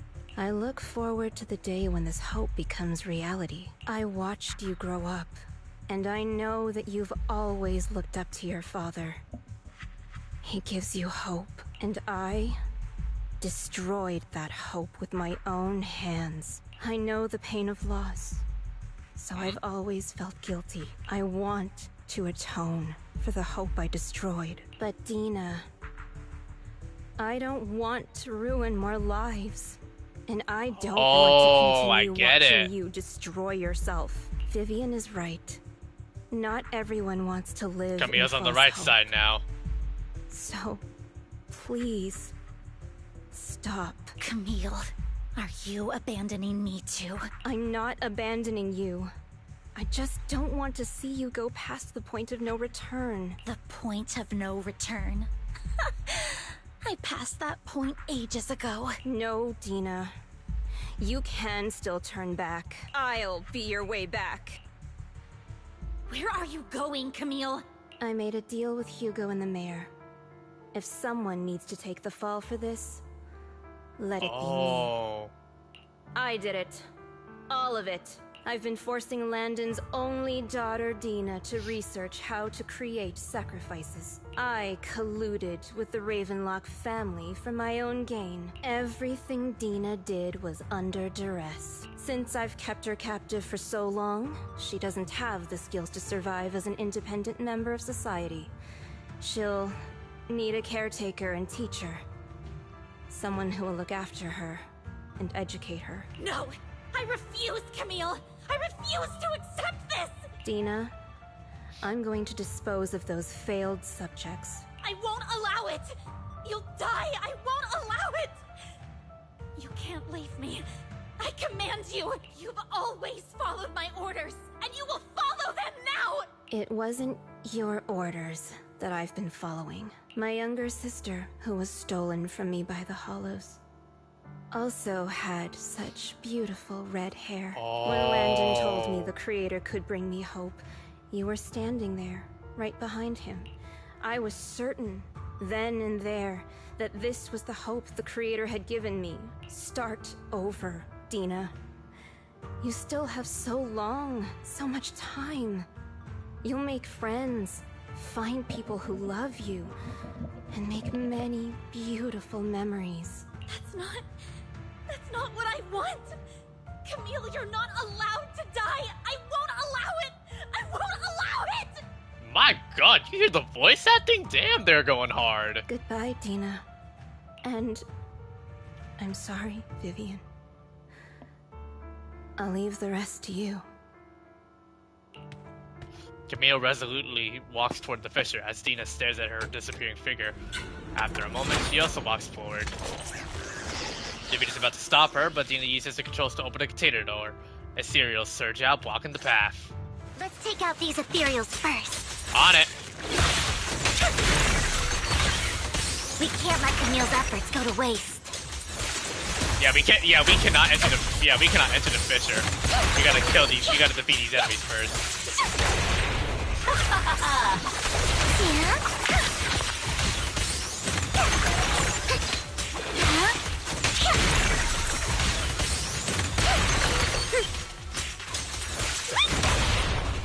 Well done. Let's go after Dina, Lord Bateman. Got it. They must be on the other side of the fish.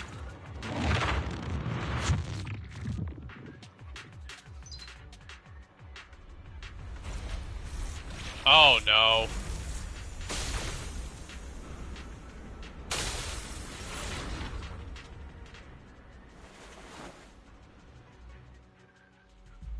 Are you satisfied now, Vivian? You were the one who brought yourself to this point. You're saying this is all my fault? Losing my father, losing Camille. I wish you had never come into my life. At first, when Father brought you home, I was happy. There are so many Exaltists, yet Father never allowed me to get too close with any of them. I never had any friends either. But when Father brought you back, he told me to take good care of you, that you were my first friend.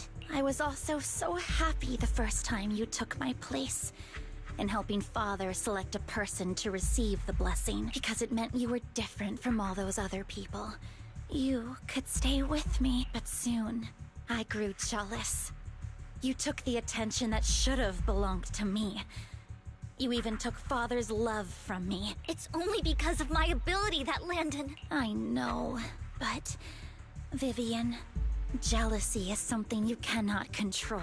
Of course, The same goes for fear and hatred. I was terrified that one day you would look at me and shed tears. I knew if that day ever came, Father would not hesitate to force the blessing upon me. And when that day did come, I hated you for causing my father's death. Tina, you knew everything about what happened back then, so why are you still defending Landon? And why didn't you tell me back then?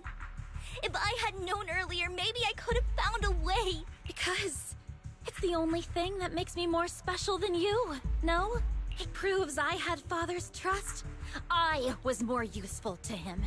Vivian, you said you wandered without a home ever since you were young, hated by anyone you encountered. You were happy to gain recognition from everyone and help Father when you were among the Exaltists. But in the end, you discovered you were being used, so you felt betrayed and hurt. Then, what about me? All I ever had was my father. I've never known a life outside of the Exaltists. Ever since I was young, my only purpose was to help Father select who was to be blessed. The only purpose I had was my father and the Exaltists. I've never been taught anything else, Vivian. It is what little value I have, and have ever had. I didn't even bother branching out. In the end, you took even that from me, and completely destroyed it. You think you're doing good and fighting evil.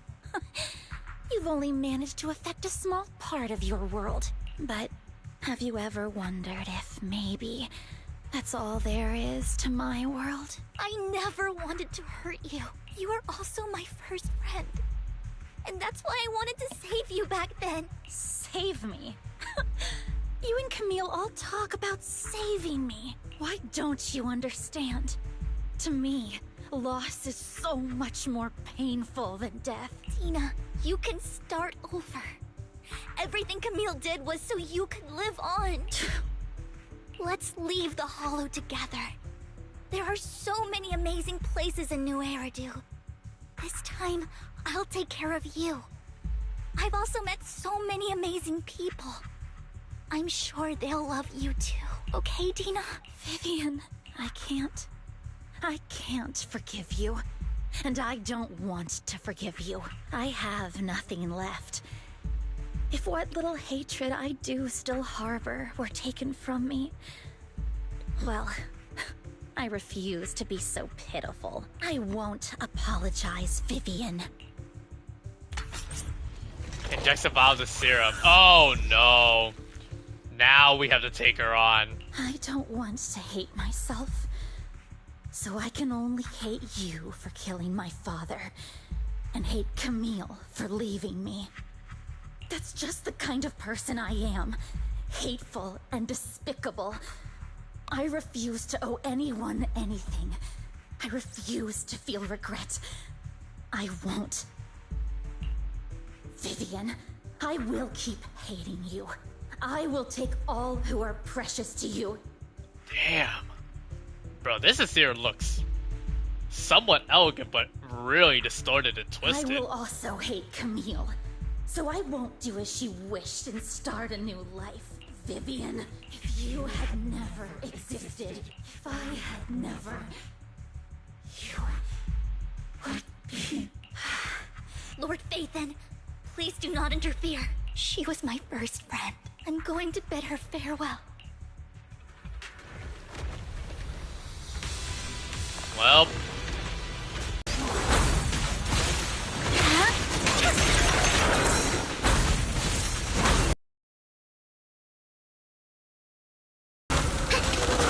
Lasers? What?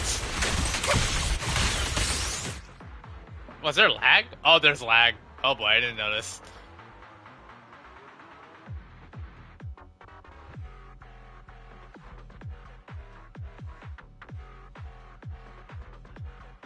I have been streaming for over 3 hours, so I don't mind. I can see why the lag can kick in, but hey.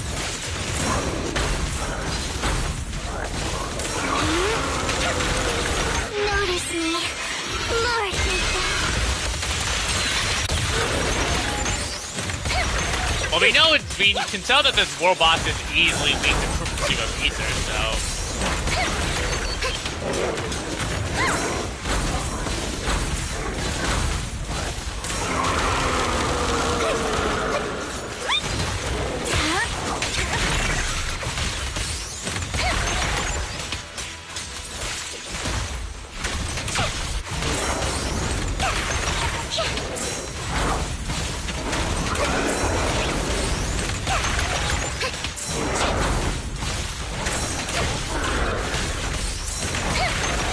Okay, I'm getting really bad camera angles.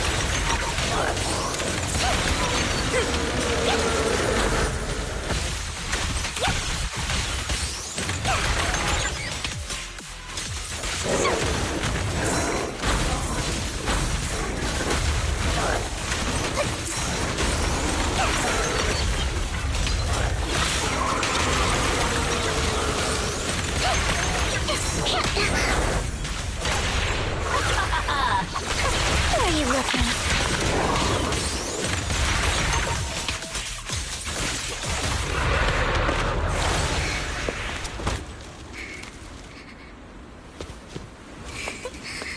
Vivian, behind you! Oh, man. Lies! She even said her actual name. What happened? Or his actual name. What the? Whoa. Vivian! Lies. Don't come near me. This is... She injected herself with... I forgot, yeah! Oh, wow. Bro, it just got real. Vivian! I just want you to remember me when I looked my best. Vivian! Careful. Vivian, your body. I'm sorry you had to see me like this, but I don't want to be the one that only brings misfortune anymore. No.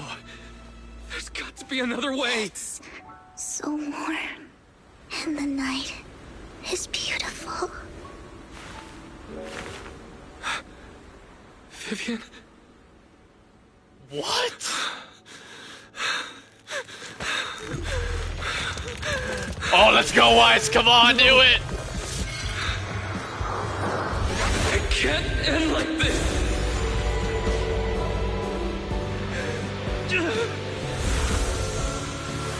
Wait, what? The corruption's reversing? Yo! Oh my god! Bro, my man Wise low keeps. Dude, this is hype. Oh my god, wow, bro. Okay, this story's peak. Holy hell, I love it. It feels as if you had a long dream where you saw your teacher again with a familiar smile. But soon the environment and your teacher both dissolve in the water. Like behind a misty curtain. Blurring, then vanishing. Wise. Wise. Wise, you're finally awake. I'm at the store? I remember I was Dude, with this Vivian. bro, Zenless is going crazy, man. She injected herself with Landon's serum. Is she okay? Hugo and Lycon brought you out of the hollow. Bro, why is Loki goodness, the woke up. best husband for Vivian? My man literally did everything and then some to saving Vivian, bro. That's when you know. That's when you know an MC when you see one. You said Vivian used the serum on herself? But she looked fine to me, bar a couple of scratches.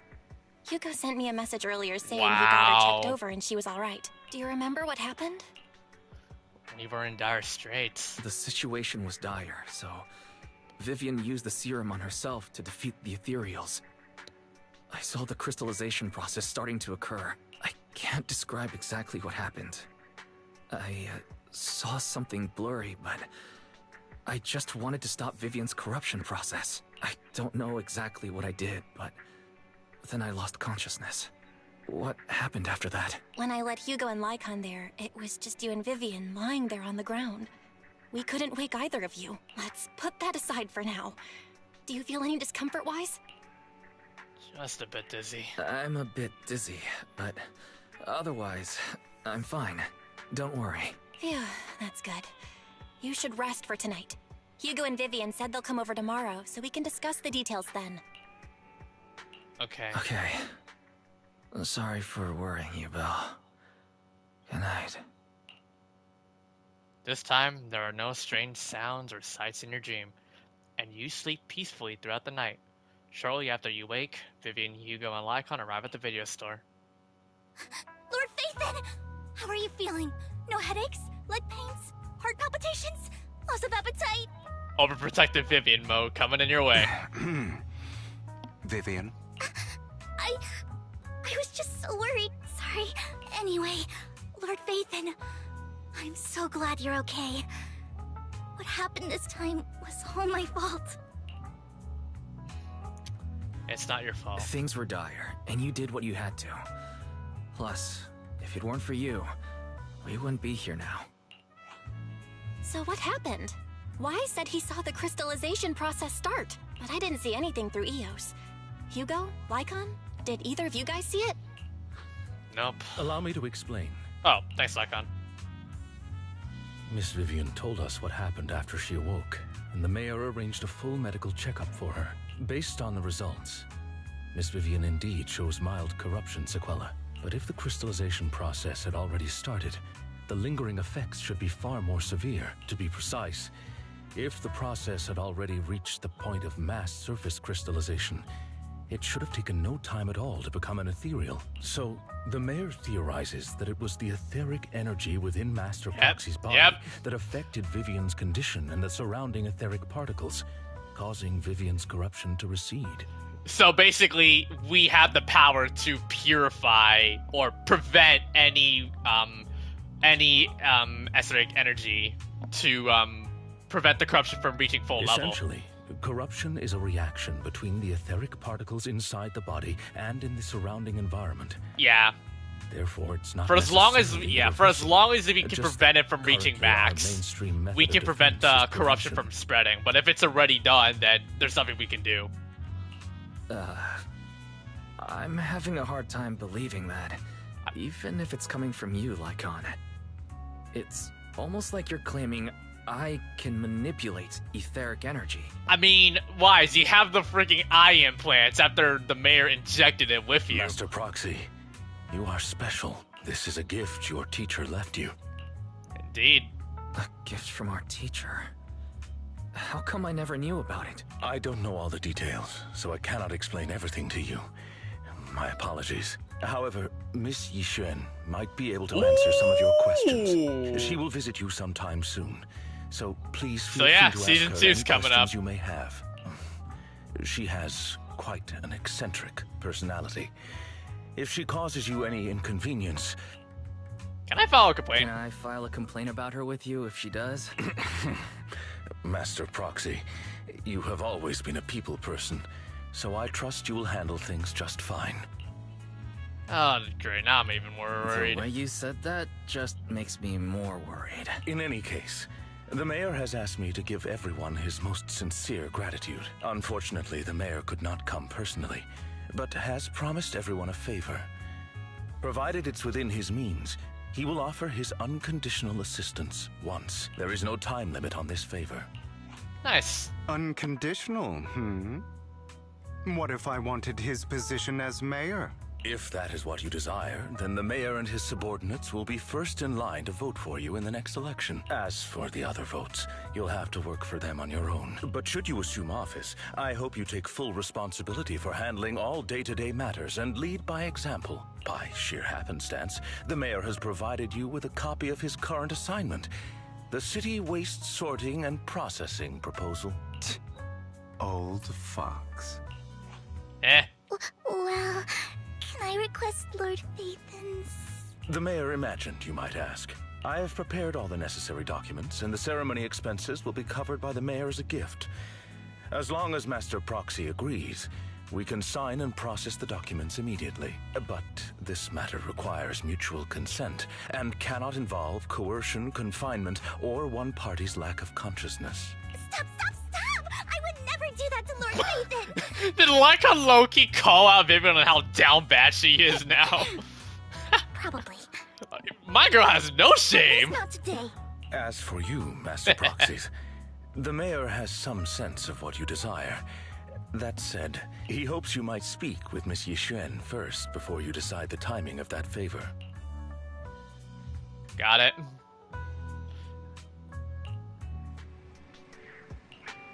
Well.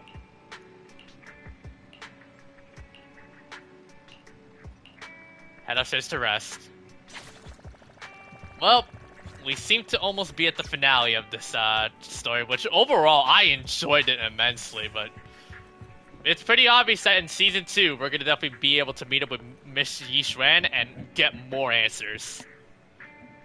So yeah, we secretly have a power to control etheric energy, thanks to their teacher. It looks like it's definitely more like attempting to prevent the damage from hollows. Well, as I mentioned before, we can prevent the corruption from spreading far enough, but if it's already at max level, there's nothing we can really do. We just prevent any future corruptions from occurring. I mean, it's funny how that triggered when he was trying to save Vivian. That's freaking you doing everything for your beloved and then some.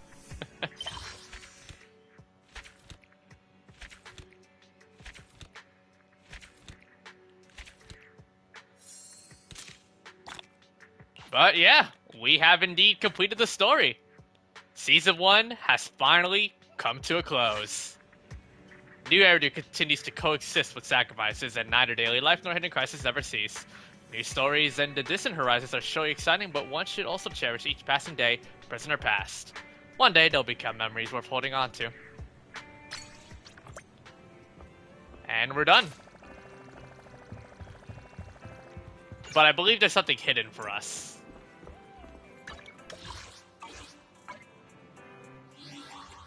Man, what a journey.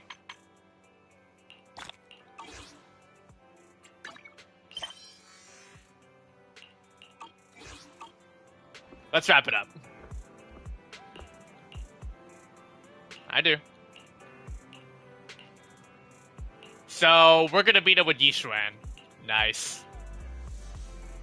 Let's go meet up with her. And she's at the newsstand. Interesting.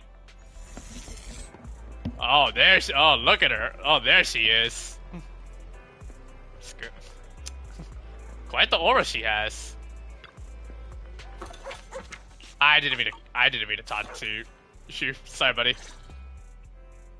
I did not expect that such a spiritual entity would exist here. It appears this street is a geomantic gem. This is Hal. A spiritual entity? His name is Howl, and I guess you could count him as a neighbor of mine. Is there anything special about him? No, I was simply a bit surprised. It's rare to find such an intelligent individual of this breed. Don't underestimate Huskies Huskies. Can be really smart, like Howl. You're right. Yet, being overly intelligent comes at a price. It must stay here for prolonged periods of time, parted from its owner and unable to move about freely. Both a blessing and a curse. However, it seems quite happy. We've strayed a bit off topic. Since you're back, let's discuss our partnership. Yixuan gently pets Hal's head and stuffs a few identities into his mini patch, and then you return to the video store. Nice job. Good air circulation, excellent layout. Very suitable for a business. Your bamboo here are also very energetic. It seems your fortune is good when it comes to wealth. Huh. You even know feng shui? I'm happy to hear that. But who exactly are you? I suppose this is our first official meeting since parting ways in the Hollow. Now that both of you are present, allow me to reintroduce myself. My name is Yixuan, a mystic from Yunquei Summit. Mystic? Yunquei Summit? Mystic? Like those people in movies who can tell your fortune and go around blessing people? This is my first time meeting one in real life. But what's Yunquei Summit? Any details you can give? Just an ordinary sect of the mystic arts. Our disciples travel all across New Eridu and sometimes collaborate with authorities. Currently, I'm affiliated with the Hollow Investigative Association. Right now, however, I'm here to discuss a partnership in the name of the Mayflowers. What kind of partnership? So, what sort of partnership are we talking about? I have reviewed the documents provided by the Mayflowers. You previously underwent an implant surgery. After recent adjustments, abnormalities occurred. These abnormalities bear resemblance to the craft practiced by us at Yunquei Summit. If you are willing, I can teach you how to better control your abilities. Better control my abilities. That sounds great, but there's no such thing as a free lunch. Since you're willing to teach us your craft, Shifu, you must want something in return, right? That's right. Mayflower will have you join me for some investigations. Looking at my divination results, this will be a complicated and very likely dangerous matter. He's still going over the details, but should have more information for you soon. You can wait until then to decide. Let's leave it at that. Oh, hey, bird. The weather is nice today. Perfect for going out.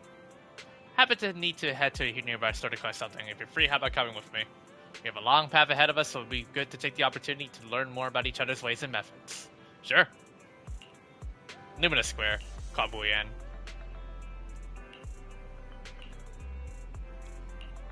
Okay. Let's head to Lumina Square. We should be almost done. Huh? Oh. Oh, great. Yishuan is attracting a lot of attention. There's even a bamboo here, too. Please, help me check my fortune. Here's my pop.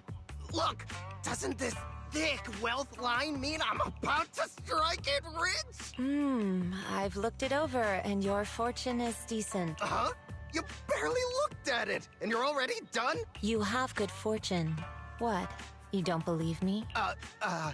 I do. Thank you so much. Next, it's my turn. Hey, wait, hey, quit cutting in line. Who are these people? So this is where you were. Who are all these people? You're here, Wise? I decided to take a break. I didn't expect so many people to come seeking my divination services. Don't worry, I need no more than a simple spell to solve this matter. Facing the crowd, Yishuan remains calm and composed, and says... Fortune-telling services is 10,000 dennies per session. Okay. Yep. All gone? Good. It seems the Banish Wealth and Desire spell is still effective. Banish Wealth and Desire? Banish Wealth and Desire? That's a spell? This isn't the kind of craft you said you were going to teach us, is it? Our video store has a business license, and we'd get complaints if we charged unfair rates. Of course not. This is just a trick to deal with trouble. I'll take my time showing you the true craft of Yunquei Summit. For now, let's find that shop. And that.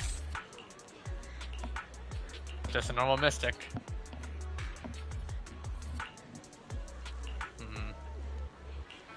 How about taking it to a repair store? Oh. Let me check it over.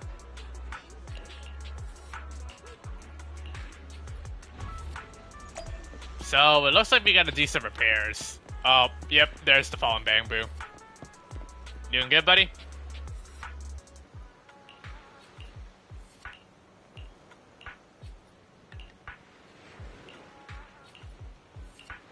Check the bamboo's parts. Never mind, just a little bashed up, but the damage is minor. You can fix it. Oh. Alright, we need this.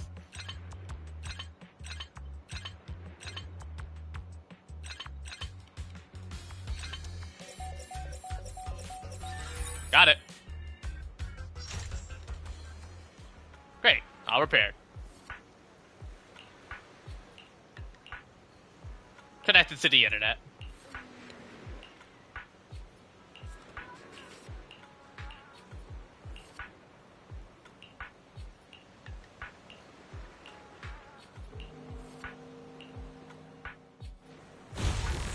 Yishuan Shifu, The store's right up ahead. Oh, we get to walk with her? Yes, this is the place. Damn, Yisha got the aura, though.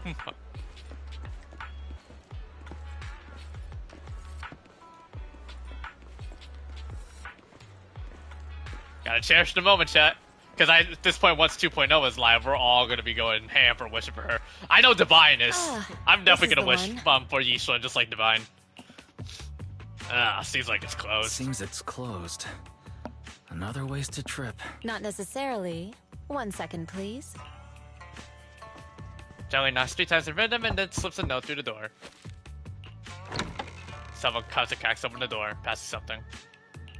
Huh? Is there someone inside? Relax. The boss prefers to do business with people they know. They like their peace and quiet, so they rarely open for customers. I'm an old acquaintance and just wanted to retrieve something. What a strange business. What a strange private business. Shifu, what exactly are you retrieving? Just some things needed for our future investigations. You'll know in time. Is that really? so?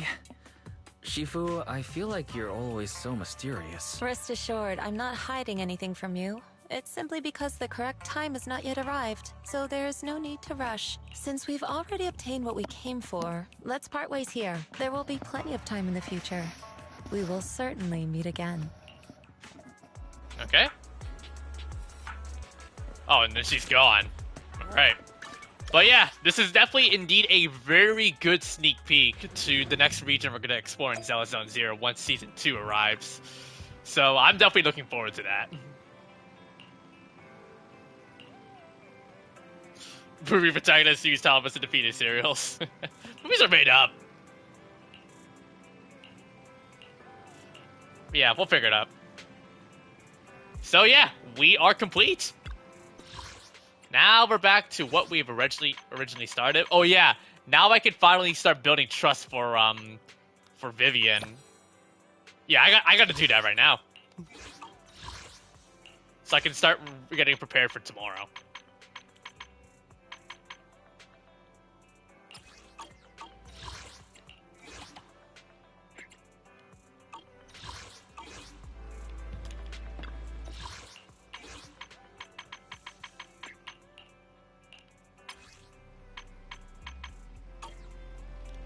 But yeah, we have completed the main story. Overall, I enjoyed it. It was a lot of fun. And I believe there is also... So one of the main... So the main event is out with the flowers. Cool. And yeah, let's do one wish on the engine banner and see if I get lucky.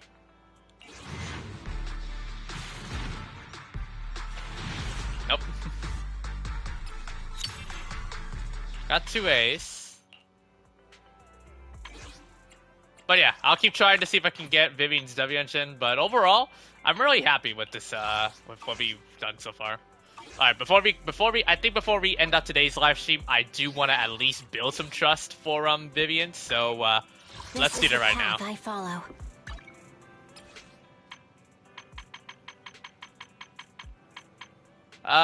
We'll add her to favorites, because why not? And we'll invite her. I'm not surprised that this will be how she'd react. Because of, it's fine, as long as it makes you happy.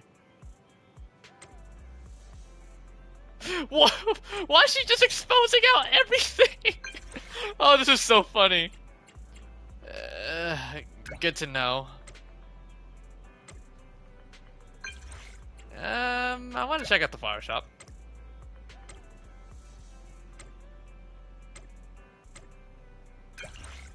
Alright, quality time invite. Let's go.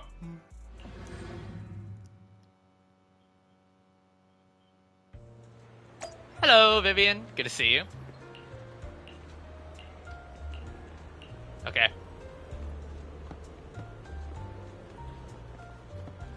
So yeah, let's go follow her. And even though flowers don't last for long, and it takes a lot to take care for them. But every foot flower carries... Oh, I couldn't read that. Shoot. If you let yourself listen, you can sense it. It's a remarkable experience. So here we are.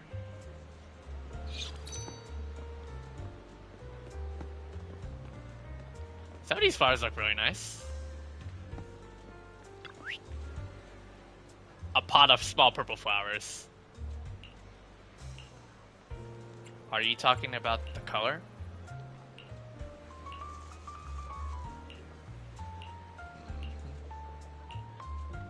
You know what? I'll choose something the same as yours. Okay, so yeah, it is pretty damn obvious to build significant trust on that. Yeah, it's pretty obvious. Picking the same one, you got to be in sync with what Vivian thinks, because as you know, her simping with Lord Phaeton says a lot of parallels.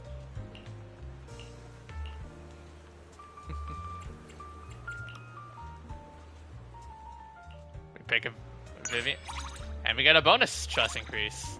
Sweet. That being said, we have not unlocked trust events yet, so there's nothing much that we can really do for now. So we'll probably have to call it here. Yeah. Once again, thank you so much, Vivian, for the assistance. I'll probably do one trust event. Oh, hey, Bang. Oh, hey, what's with the Bang Boo here?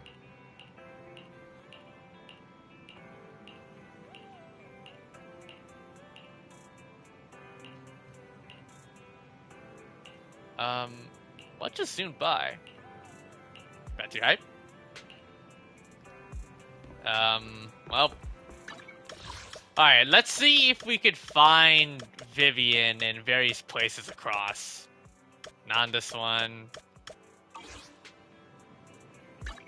So... This is the I needs one. I've got your back. Is the con wanna go 1 number 0? Good day, Lord Phaeton. We're not past level 55 yet, but I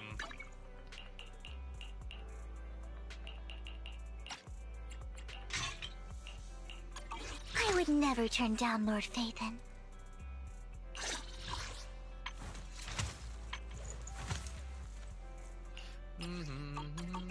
Good day, Lord Phaeton. Alright, let's switch the time period to evening and see. Because I need to know what time periods Vivian is proficient at. I'm not sure if it's the morning or the... Alright, let's try midnight. But yeah, I'm just completing the story. We're just doing some extra stuff right now, and Alright, new day. Nope. Oh, found it. Okay, so she's at Lumina Square. I just gotta make sure to find the right ones for her. Oh, that's the event. Okay. I'll trigger the event tomorrow. Oh, here we go. What's up? I had to rally everyone around me the moment it released just to secure this one copy.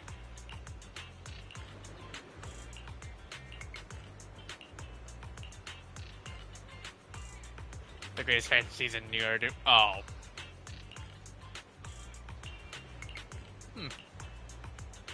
A fanfiction novel. Please no spoilers.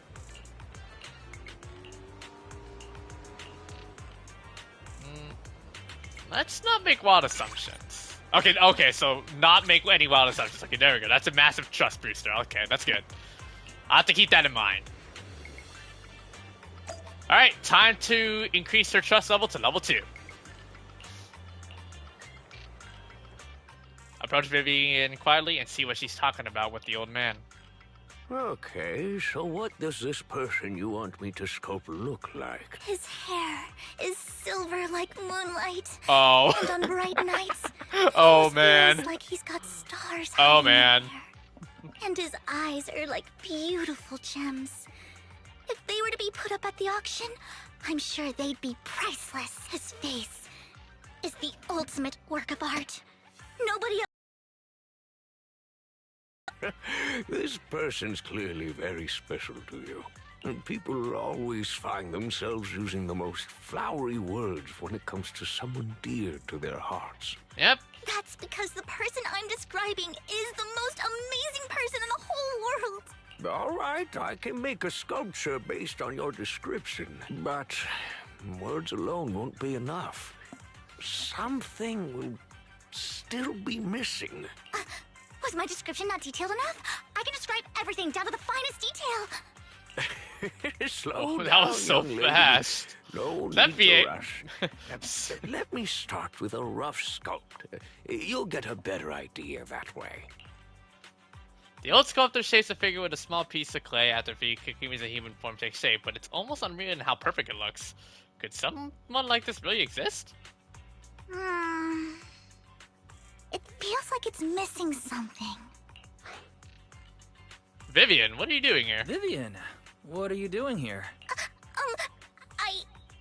Lord Phaethon, I'm just chatting with this gentleman here. Young lady, is this the person you care so much about?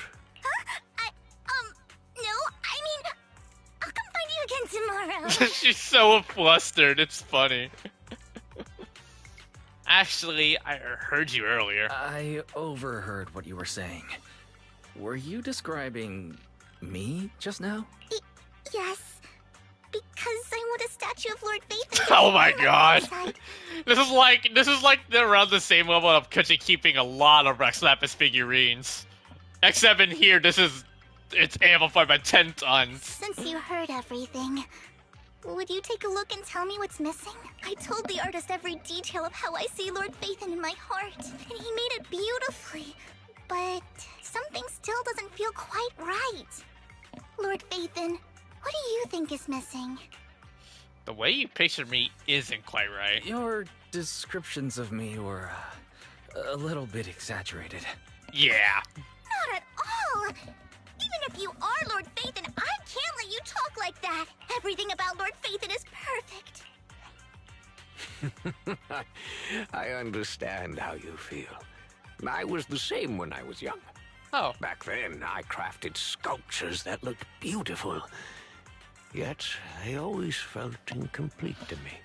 It was only after an accident left me with impaired vision that I finally learned to see things more clearly.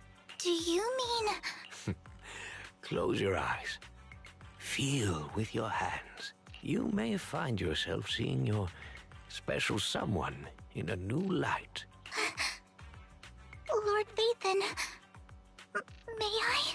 I won't do anything weird. I promise. Sure, go ahead. Since the artist says so, okay. Vivian's cool fingertip traces along your face, her nails gently rounded and smooth. Oh, she's feeling our face. Even more. Okay, no, I get the joke with the hand holding being lewd in anime, but like, not this time here. From your forehead to your nose and chin, it feels like the soft brush of a bird's feather, tickling slightly. Lord Phaethon's forehead. It's broad, but the eyebrows aren't too prominent. His eyelashes are a bit stiff, like the protective coat a dog grows upon reaching adulthood. His mouth naturally curves upward, making it hard to tell if he's angry sometimes. He has a well-defined jawline, but it's not rugged, just clean and sharp. How do you automatically say everything's so complex in just a simple motion, Vivian? With these details, I can craft a sculpture that's nearly identical. Nearly? What else do you want me to describe? No, there's no need. No matter how much you tell me, nearly perfect is the best I can do. I sculpt physical features, but I'll never really be able to capture the real essence of the person you see in your heart. Yeah. A sculpture can serve as a token of memory or to help alleviate someone's longing. But when it comes to someone truly important to you, always take the time to experience everything about this person for yourself, to understand this person as they really are. Yep. I get it now. I will. I'll mail the sculpture to you when I finish it. Now, you two should go and enjoy your time together. Lord Phaethon, I feel like I've gotten to know you a little better. The image of you in my mind is clearer than ever now. I'm happy to hear that. That's great. At least now the image of me in your mind sounds a lot more... normal. Nevertheless, I'd still like to see you more often, Lord Phaethon. No statue or memory could ever compare to seeing you in person. So, next time, you have to ask me out. Alright, I promise. Sure. Next time I'm free, I'll ask if you want to go anywhere. And that's it. That's interesting to say the least. Damn.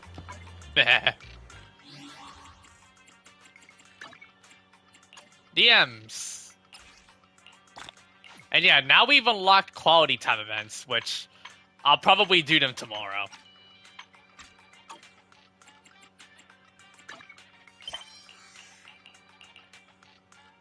But yeah, but the thing, yeah, I'm really almost about to reach level 60. Man, so much progression has changed ever since then, right? But yeah, guys, you know what? I think I'm going to go ahead and end out today's live stream. So yeah, to everyone, thank you guys all so much for watching. If you guys do enjoy the content and like what to see, feel free to leave a like and subscribe to the channel. That would be greatly appreciated. We're on the road to 2K subs. Hopefully we'll get there real soon. Coming up next will be Baiju's birthday on the 25th, which should be this Friday. And by that point, we're probably also going to get the version 5.6 special program for Genshin Impact. So make sure you guys stay tuned for this stream, as I will discuss about what we've gotten from the 5.6 special program, which I'm looking forward to that.